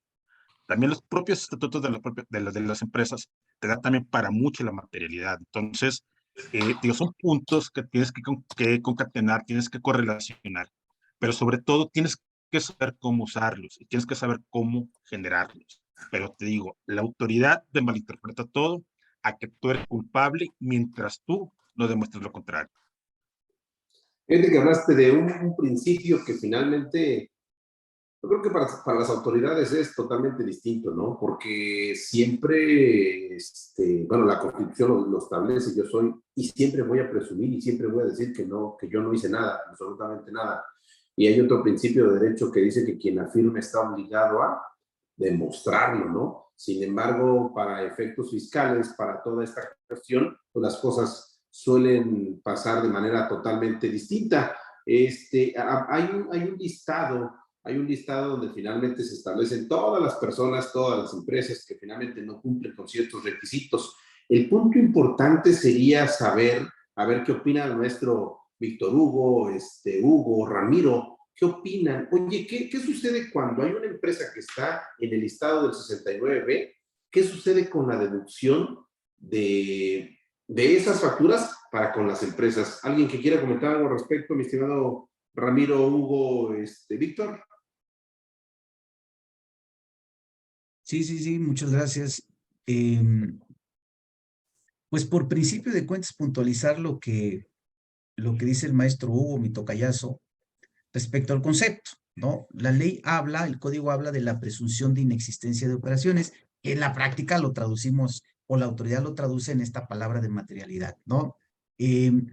Pero esa parte que comenta el maestro Rufino tiene que ver con el octavo párrafo del 69B, ¿no? En donde se establece que cuando un contribuyente ha tenido operaciones con alguien que aparece en ese listado, pues tiene una obligación que cumplir, demostrarle a la autoridad y un plazo, ¿no? Demostrarle a la autoridad que efectivamente tuvo operaciones con ese contribuyente, lo cual nos conduce a 2 cosas. Uno, a estar revisando ese listado constantemente, cosa que en la práctica no hacemos. Y no hacemos, contador de por sí tiene mucha chamba. ¿no? No lo hacemos. Hay sistemas que con esta comprobantes fiscales y demás, automáticamente hacen la validación, incluso sistemas de contabilidad como el COI, el CONPAQUI, contabilidad, etcétera, que al momento de estar registrando y jalando el comprobante fiscal, revisa si ese emisor del comprobante está en ese listado o no. Pero aún cuando tengamos un sistema que lo hace en automático, no nos damos el tiempo para analizarlo. Entonces, de entrada, se pones en riesgo la deducción y, por supuesto, el acreditamiento, porque hay una obligación que ya comentarán los maestros si tiene sustento, si tiene soporte o no, porque el Código Fiscal lo señala, pero hay que ir un poco más allá. Se pones en riesgo la deducción y el acreditamiento si no le demuestras a la autoridad en el plazo que establece el código que la operación que tuviste con ese contribuyente es real. Perfecto, sí, uno de los puntos importantes siempre va a tener que ser el demostrar qué es lo que se ha hecho, ¿no? Sin embargo, también hay empresas, hay actividades propias que no tienen a veces esa materialidad y no es porque no la quieran tener, inclusive pensemos en los mediadores o en los mediadores mercantiles, en los comisionistas. Yo conozco a varios clientes que solamente están y dicen, ¿sabes qué? Como yo no tengo el servicio, hago una subcontratación, ¿no? Y subcontrata a otra empresa para que finalmente le preste el servicio de X o Y servicio. Entonces, la pregunta sería, deber y tener que tener mucho cuidado precisamente con ese cliente, precisamente con esa empresa. Porque al final de cuentas, como yo no tengo el servicio, te traigo a la empresa A para que lo realice. Como yo no tengo, traigo a la empresa B para que te preste el servicio. Y finalmente esta empresa que está siendo el mediador entre uno y otro, pues lo pueden catalogar en el 69B. ¿Es correcto, mi estimado Víctor?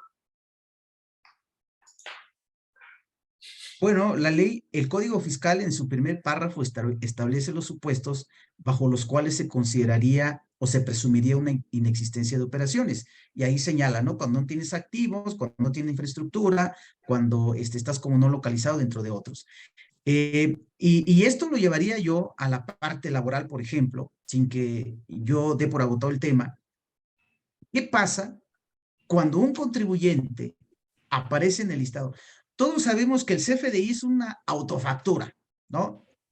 Yo pago, yo emito el comprobante y yo lo deduzco. ¿Qué pasa con un contribuyente que aparece en el listado? Se da cuenta que aparece en el listado y él se emitió a sí mismo CFDIs de nómina. Oye, le tengo que decir a la autoridad, en términos del octavo párrafo del 69B, que la operación que hice conmigo mismo, que estoy en el listado, sí la voy a deducir porque sí fue real. Entonces, es un tema ahí que dejaríamos si el 69B aplica al ámbito laboral, porque yo he visto cursos de materialidad laboral o materialidad en temas laborales y yo no alcanzo a entender el fundamento de eso. Yo traduciría el concepto de materialidad en cuanto a la parte laboral bajo otros principios que si hay oportunidad y tiempo lo comentamos, pero ¿qué pasa si yo aplico el octavo párrafo del 69B? Yo aparezco en el listado, yo me expedí CFDI de nómina, entonces yo le digo a la autoridad que los CFDIs que me expedí a mí mismo no son parte de estas operaciones inexistentes, eso lo dejaríamos ahí en el aire. Pero contestando a la pregunta, maestro Rufino, el primer párrafo del 69 establece los supuestos en los cuales se presumiría la inexistencia de operación. Fíjate, muy buena precisión y cómo se lleva a un tema de materialidad muchas cosas, ¿no? E inclusive hasta se vuelve interesante para analizar y pensar, pues deja tiempo bastantes, presumo que hay trabajadores y demás, ¿no? Pero bueno, los dejamos ahí con puntos interesantes de ahí. Fíjate que este punto va a ser muy bueno porque el tema de la materialidad también se ve desde el punto de vista no solamente fiscal, no solamente para una cuestión. La materialidad también se da en la cuestión laboral. ¿Cuáles son los documentos que debieran tener a lo mejor en la empresa para una cuestión realmente laboral, ¿no? Pero vamos a mandar los micrófonos ahí a nuestro amigo Hugo. ¿Quieres comentar algo más al respecto sobre lo del 69? ¿Qué está sucediendo hoy por hoy en las controversias que se están dando en la defensa a favor de las personas que en efecto no tienen una cuestión de ser simulados. Sin embargo, la misma operación se presume que hay una simulación, ¿eh? Vuelvo a repetir, y el caso es muy específico. Hay empresas, hay personas físicas que se dedican a la mediación, y esta persona tiene una oficinita X, tiene solamente una computadora, y es él como persona física para todo el tema, y imagínense que sí factura una cantidad bastante onerosa. ¿Cómo lo podemos defender? Pues lógicamente, bueno, punto importante para Hugo. ¿Cómo lo defendemos, mi estimado Hugo? Buena pregunta, mi estimado Rufino. Hay mucha tela en este tema, más en la defensa, ¿no? Primeramente, pues tenemos que conocer todos los pormenores, ¿no? De la persona. Debemos saber cuál es el modelo de negocio cómo desarrolla su trabajo, cómo genera ese ingreso, cómo lo va elaborando a la adquisición del mismo, ¿no?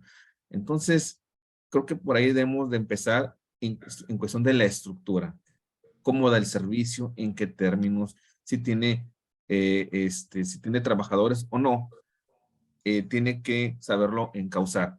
Por otro punto, hay quienes, como bien apuntas, y nos tocó un caso así en particular de un contribuyente que lo mandaron a la lista negra porque llegó la persona del SAT, y esta persona pues tenía una oficina sencilla, manejaba muchos recursos, nada más estaba él físicamente con un equipo bastante bueno, ¿no?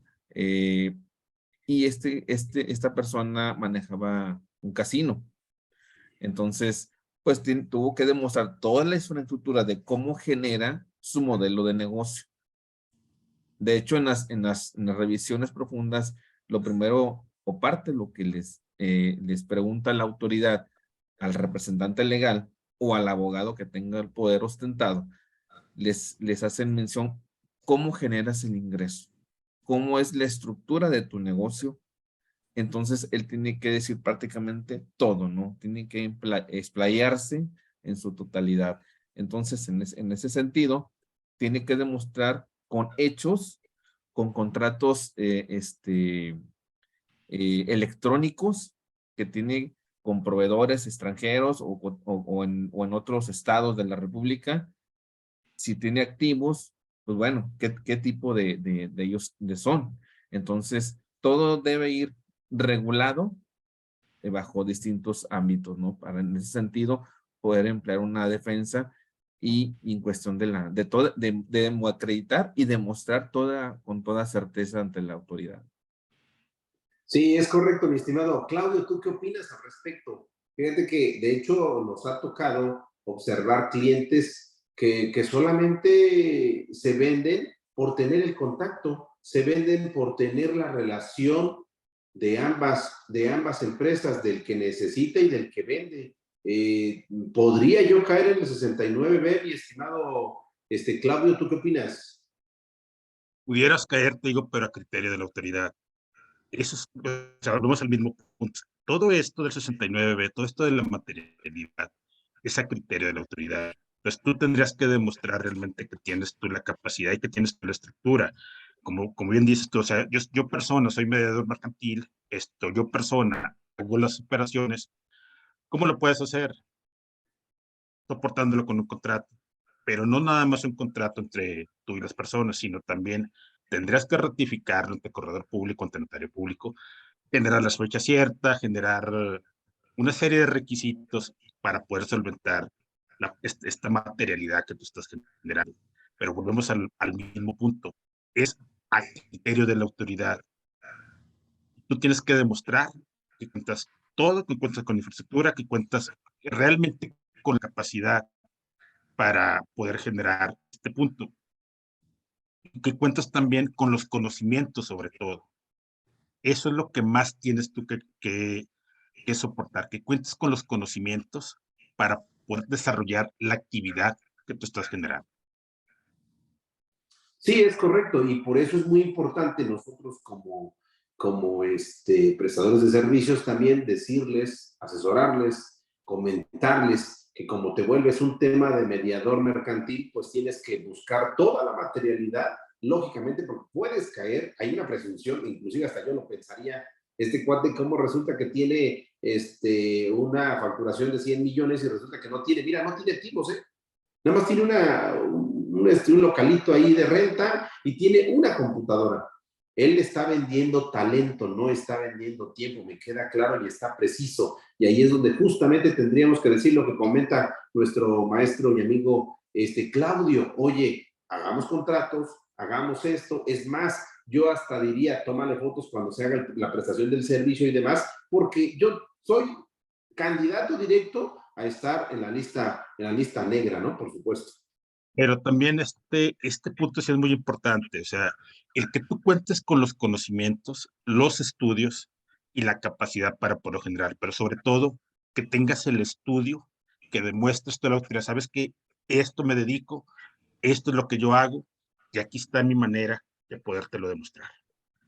Correcto, punto importante. No solamente basta el conocimiento y demás, basta también, pues lógicamente, argumentar, ¿no? Los argumentos siempre van a ser interesantes y los argumentos más la documentación que se está llevando a cabo para la prestación del servicio, pues por supuesto que hace bastante interesante esto. Y bueno, pues vamos a darle una pregunta muy importante a nuestro amigo Ramiro, porque Ramiro, él estuvo desde el enfoque de allá adentro, de quienes hacen las auditorías, quienes hacen estas revisiones. Mi estimado Ramiro, ¿cómo estás? Espero creo que alguien levantó la mano, mi estimado. No, adelante. Perfecto.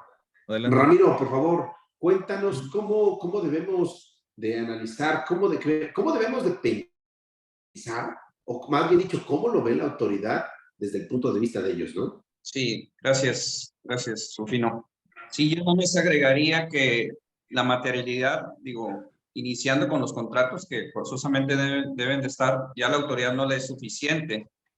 En este caso, digo, dependiendo qué tipo de operación sea el contrato, sería como que el principal documento rector para iniciar esa materialidad que al final yo la defino como una realidad de las operaciones, es decir, se tiene que complementar con otros documentos que ayuden precisamente a cristalizar esa realidad. En este caso, por ejemplo, hablabas del mediador. Un mediador, ¿cómo podría complementar esa realidad aparte del contrato que establezca de mediación mercantil entre las partes? Pues sería a lo mejor decir, mira, pues aquí tengo consumos en restaurantes o yo contrato área privada en ciertos restaurantes. ¿Por qué? Porque pues ahí llevas a cabo las operaciones y pues tienes un costo de restaurantes, ¿no? Atenciones que van sumando a ese tipo de cuestiones, ¿no? Por ejemplo, los trabajadores anteriormente pues era el reloj checador, ahora son controles electrónicos de huella digital,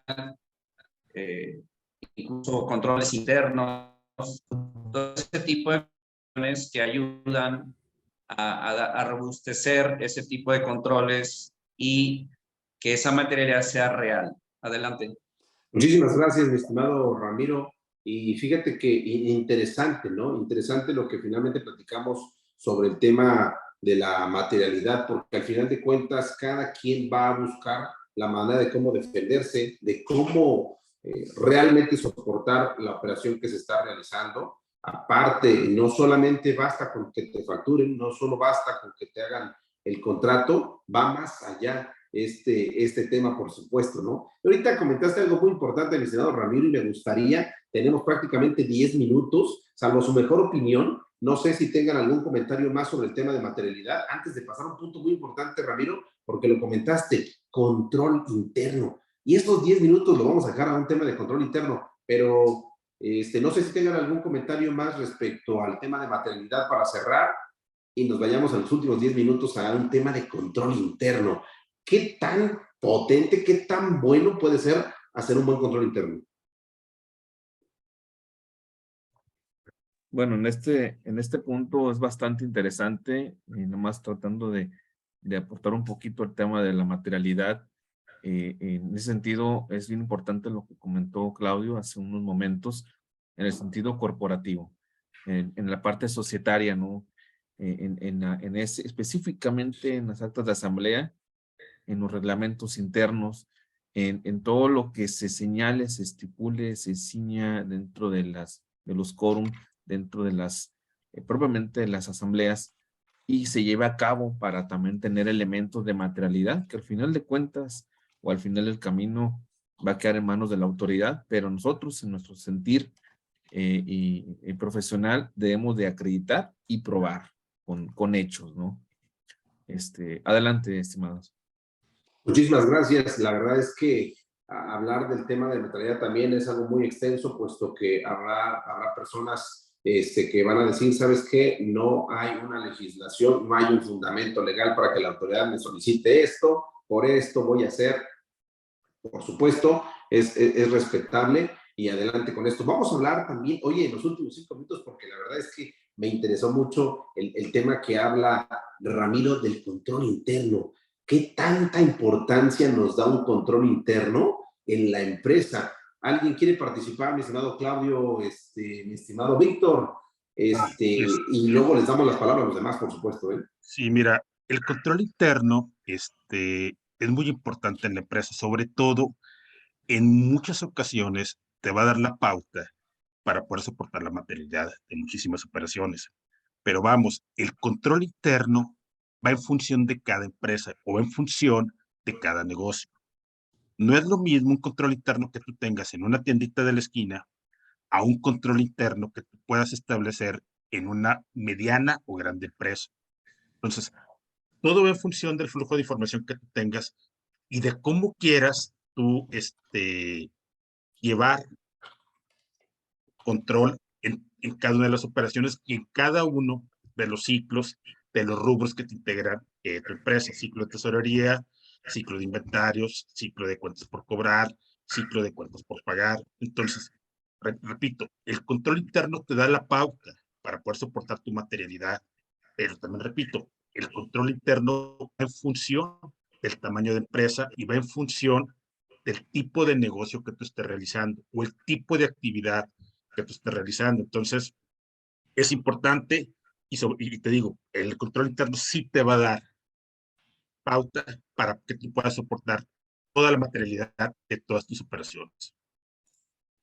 Perfecto, mi estimado, y en efecto, opino lo mismo que tú. El control interno se va a basar en relación a las operaciones que tiene la empresa, las operaciones que tiene cada entidad, cada persona, porque no en todos aplicaría. Creo que el control interno se basa y en un principio real de cada uno, ¿no? Es particular y no creo en mi opinión que exista un control interno. Puede ser semejante, puede ser similar, pero no igual, en mi opinión. No creo que exista un control interno igual a otra empresa, ¿no? Mi estimado Víctor, algo al respecto sobre control interno dentro de las empresas, independientemente que sea de una cuestión de materialidad, en sí el punto importante hablar de control interno. Sí, como lo acaban de comentar, esto es base fundamental para demostrarle a la autoridad que efectivamente las operaciones se llevaron a cabo. Sin embargo, lamentablemente en nuestro país los controles internos se llevan de palabra. Desafortunadamente, la mayoría de los empresarios, uno, no le quiere invertir. No le quiere invertir a los controles, sale caro. Segundo, el contador tampoco le quiere invertir y me refiero a tiempo, porque más tiene mucha chamba. Un contador dedicado exclusivamente a control interno, yo creo que no hay en el país, no lo sé, a lo mejor sí lo hay. Yo pienso que no, porque ¿quién lo paga? Las empresas, los emporios, tienen sus procesos internos y demás, pero tienen sus propias áreas que se dedican a ello. Pero más del 90% de las empresas en nuestro país son micro, pequeñas, y no tienen controles internos. Y si lo tienen, ¿cuál es el control interno de la señora de la tienda de la esquina? Tiene frasquitos en donde dice, este dinero es del Bimbo, este dinero es de la Coca, este dinero es de la Sabrita. Ese es su control interno. me queda claro que a lo mejor esas empresas, aunque la ley está abierta, no estarían en esta lupa de la autoridad, porque la autoridad tiene ciertos algoritmos sobre los cuales apunta este asunto de la presunción de inexistencia de operaciones, pero justamente esas, la que comentabas, maestro Rufino, el mediador, él anda en su día a día, él lo que le interesa es la relación pública, cobrar, generar más cliente, ingreso, etcétera. No se está deteniendo. Y muchas veces la persona a la que le paga, porque resulta que fiscalmente es un RIF, es un reciclo, incluso este asunto de las plataformas digitales y demás, y no quieren pagarle más al contador. 500 pesos, 1000 pesos al mes, y el contador dice, bueno, pues yo nomás me meto al aplicativo, veo que ya está precargada y le digo aceptar y ahí te va tu declaración de impuestos. Entonces, existe ahí también una especie como que de aspectos consentidos entre ambos, en los que dice, bueno, yo siento que tú lo estás haciendo bien, le dice el contribuyente al contador y el contador dice al contribuyente, pues yo siento que tú lo estás haciendo bien. Entonces, sí son necesarios, pero en la práctica no se le invierte tiempo, no se le invierte dinero, y entonces ahí diríamos, el día que nos toque, pues que Diosito nos agarre confesados, ¿no? Porque por lo menos, como decías, maestro Rufino, a lo mejor ese intercambio de correos, ese intercambio de WhatsApp, alguna fotografía, algún documento, etcétera, todo suma al final para este asunto de la materialidad. El tema es qué tanto los guardamos, porque a lo mejor ahorita ya se me olvidó lo que hice en el 2021 y Claro. entonces ya hasta formateé mi máquina, cambié de correo, me hackearon. Ese es el asunto, diríamos, vital en estos temas. Excelente, mi estimado. Fíjate, interesante el tema del control interno dentro de todas las empresas, por supuesto. Vamos a escuchar a nuestro amigo Hugo. ¿Qué opinas del control interno independientemente del tema de la maternidad, mi estimado? Definitivamente el control interno es robusto, ¿no? La verdad, como bien dice mi tocayo, nuestro Víctor, es algo que más del 90% no existe o es inexistente o ausente dentro del gremio de las empresas, ¿no? Eh, ¿qué es lo que sucede? Ya cuando llega una revisión, quieren aplicar un control interno, ¿no? Entonces, pues, ahí sí está complicado, ¿no? Yo creo que primeramente hay que irnos por áreas, definitivamente. Hoy en día se confunde el control interno con un compliance tributario, pero son dos conceptos totalmente diferentes. Un compliance es más pequeño, pero también digamos, es un salvavidas tributario, que hay que hacer manuales de operación, de seguimiento en ese sentido, que también ha surgido en nuestro México muy útil. No es barato, pero la verdad aminora muchos riesgos. Pero esto es tributario o es penal, ¿no? Y en cuestión del control interno, ya es hacer todo un campo de acción área por área, ¿no? Donde pues hay que compaginar un todo, ¿no? Y pues la verdad pocas empresas invierten, esa es la realidad, ¿no? Es correcto, mi estimado, te agradezco y en efecto pocos invierten en el tema del control interno. Ahorita voy a hacer énfasis al respecto. Mi estimado Ramiro, ¿qué opinas tú del control interno? ¿Hasta dónde crees que deba una empresa llevar el control interno para que tenga afines todos sus datos, los cálculos inclusive, ¿no? O sea, no tienes un buen control interno, tus cálculos, o sea, a lo mejor no te van a dar lo correspondiente, ¿no? Es correcto, Rufino. Sí, de hecho, el control interno, el propósito de eso es precisamente garantizar que todo lo que se lleva en la administración por áreas es adecuado, es confiable, y en función a eso, garantiza pues que los resultados que obtienen las empresas en global sean óptimos y con calidad. Adelante.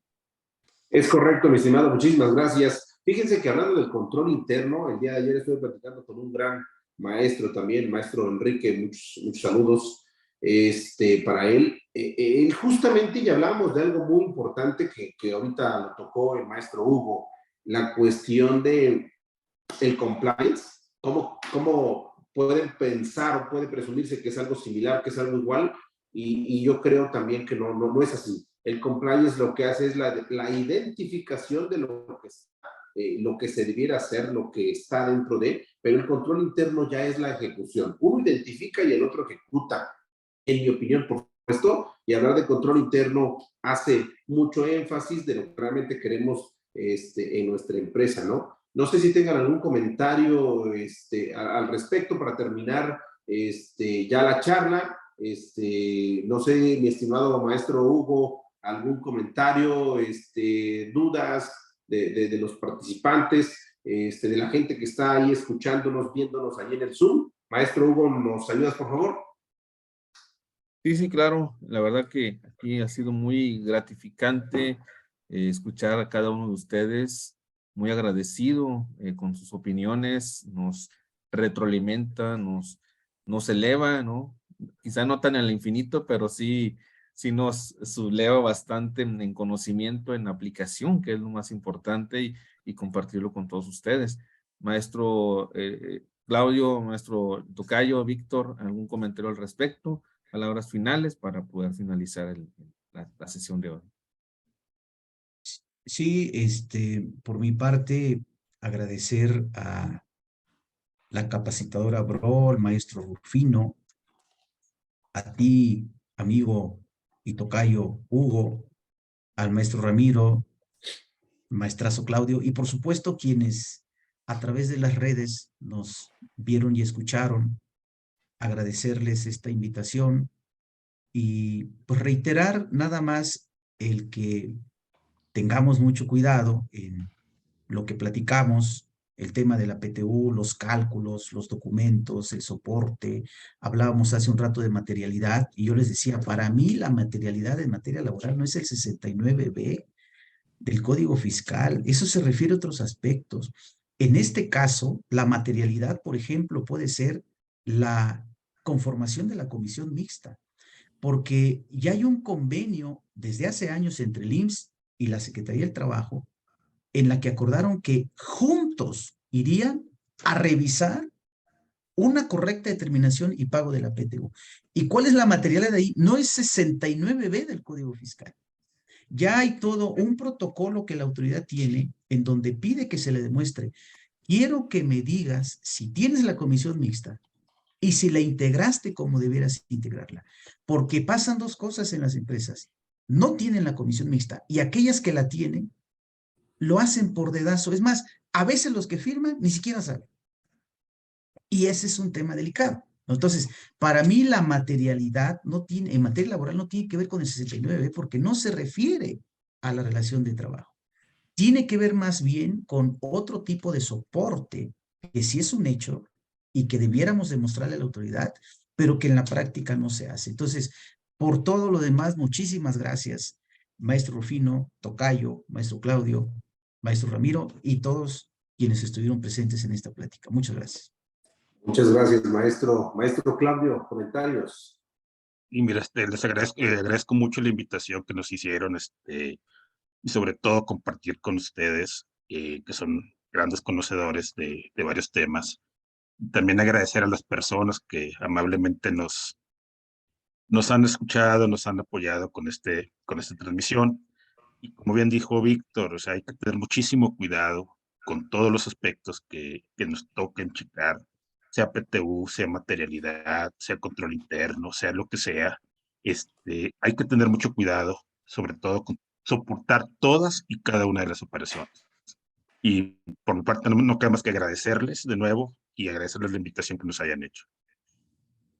Muchas gracias, maestro. Como siempre, la verdad es que es un honor estar aquí con cada uno de ustedes. Gracias por la invitación y le vamos a ceder las palabras a nuestro amigo Ramiro para que cierre la sesión. ¿O tienes más comentarios, Hugo? No sé si tengan algunas dudas, algunas preguntas. Tenemos unos minutos. ¿Quieres que platiquemos algo al respecto de la gente que está ahí conectada o mandamos a cerrar la sesión? Hay un comentario en la contadora Silvia Ortiz. Señala que tendremos que inmediatamente, al identificar algún proveedor en la lista, deberíamos aclararle al SAT o esperar que seamos requeridos. Quiero pensar que se refiere al 69, ¿no? Sí, claro, por supuesto debe ser sobre eso, mi estimado. Más que esperar el que seamos requeridos, creo yo que deberíamos de generar toda la estructura para poder soportar la operación con ese proveedor que está identificado en dicha lista. Entonces, más que esperar y más que aclararle, tenemos que generar toda la estructura, tenemos que generar todo el soporte, tendremos que generar toda la materialidad para que en el momento dado en que la autoridad nos observe dicha situación, decirle, mira, aquí está. Entonces, más que esperar o más que aclararle, es generar el soporte de las operaciones. Perfecto, muchísimas gracias. ¿Algún comentario más, Hugo? No, pues por mi parte, agradecer a cada uno de ustedes su valioso tiempo y le cedo los comentarios finales a nuestro Ramiro. Adelante. Sí, muchas gracias, socio. Sí, pues más que nada agradecer a todos los participantes que amablemente nos acompañaron en este día, en esta sesión. La primera de varias que vamos a tener posteriormente, les iremos anunciando, y agradecer también pues la participación de nuestros maestros y amigos Claudio Álvarez, Víctor Castañeda, Rufino López, Hugo Cejo, mi socio, y su servidor Ramiro Vázquez. Aquí estamos para servirles. Adelante, gracias.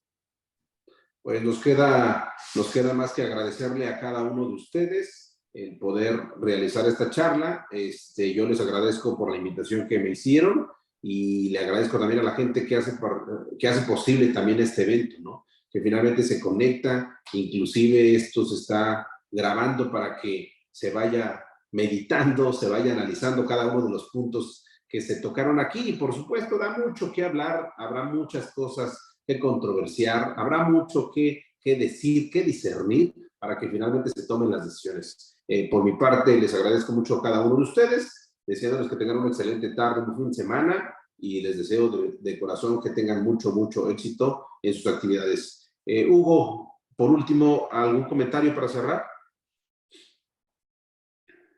Bueno, por ahí los esperamos en próximas sesiones. Ya como me dice el maestro Ramiro, ya les estaremos avisando con oportunidad. Muchísimas gracias y que tengan una excelente tarde. Hasta luego, buena tarde.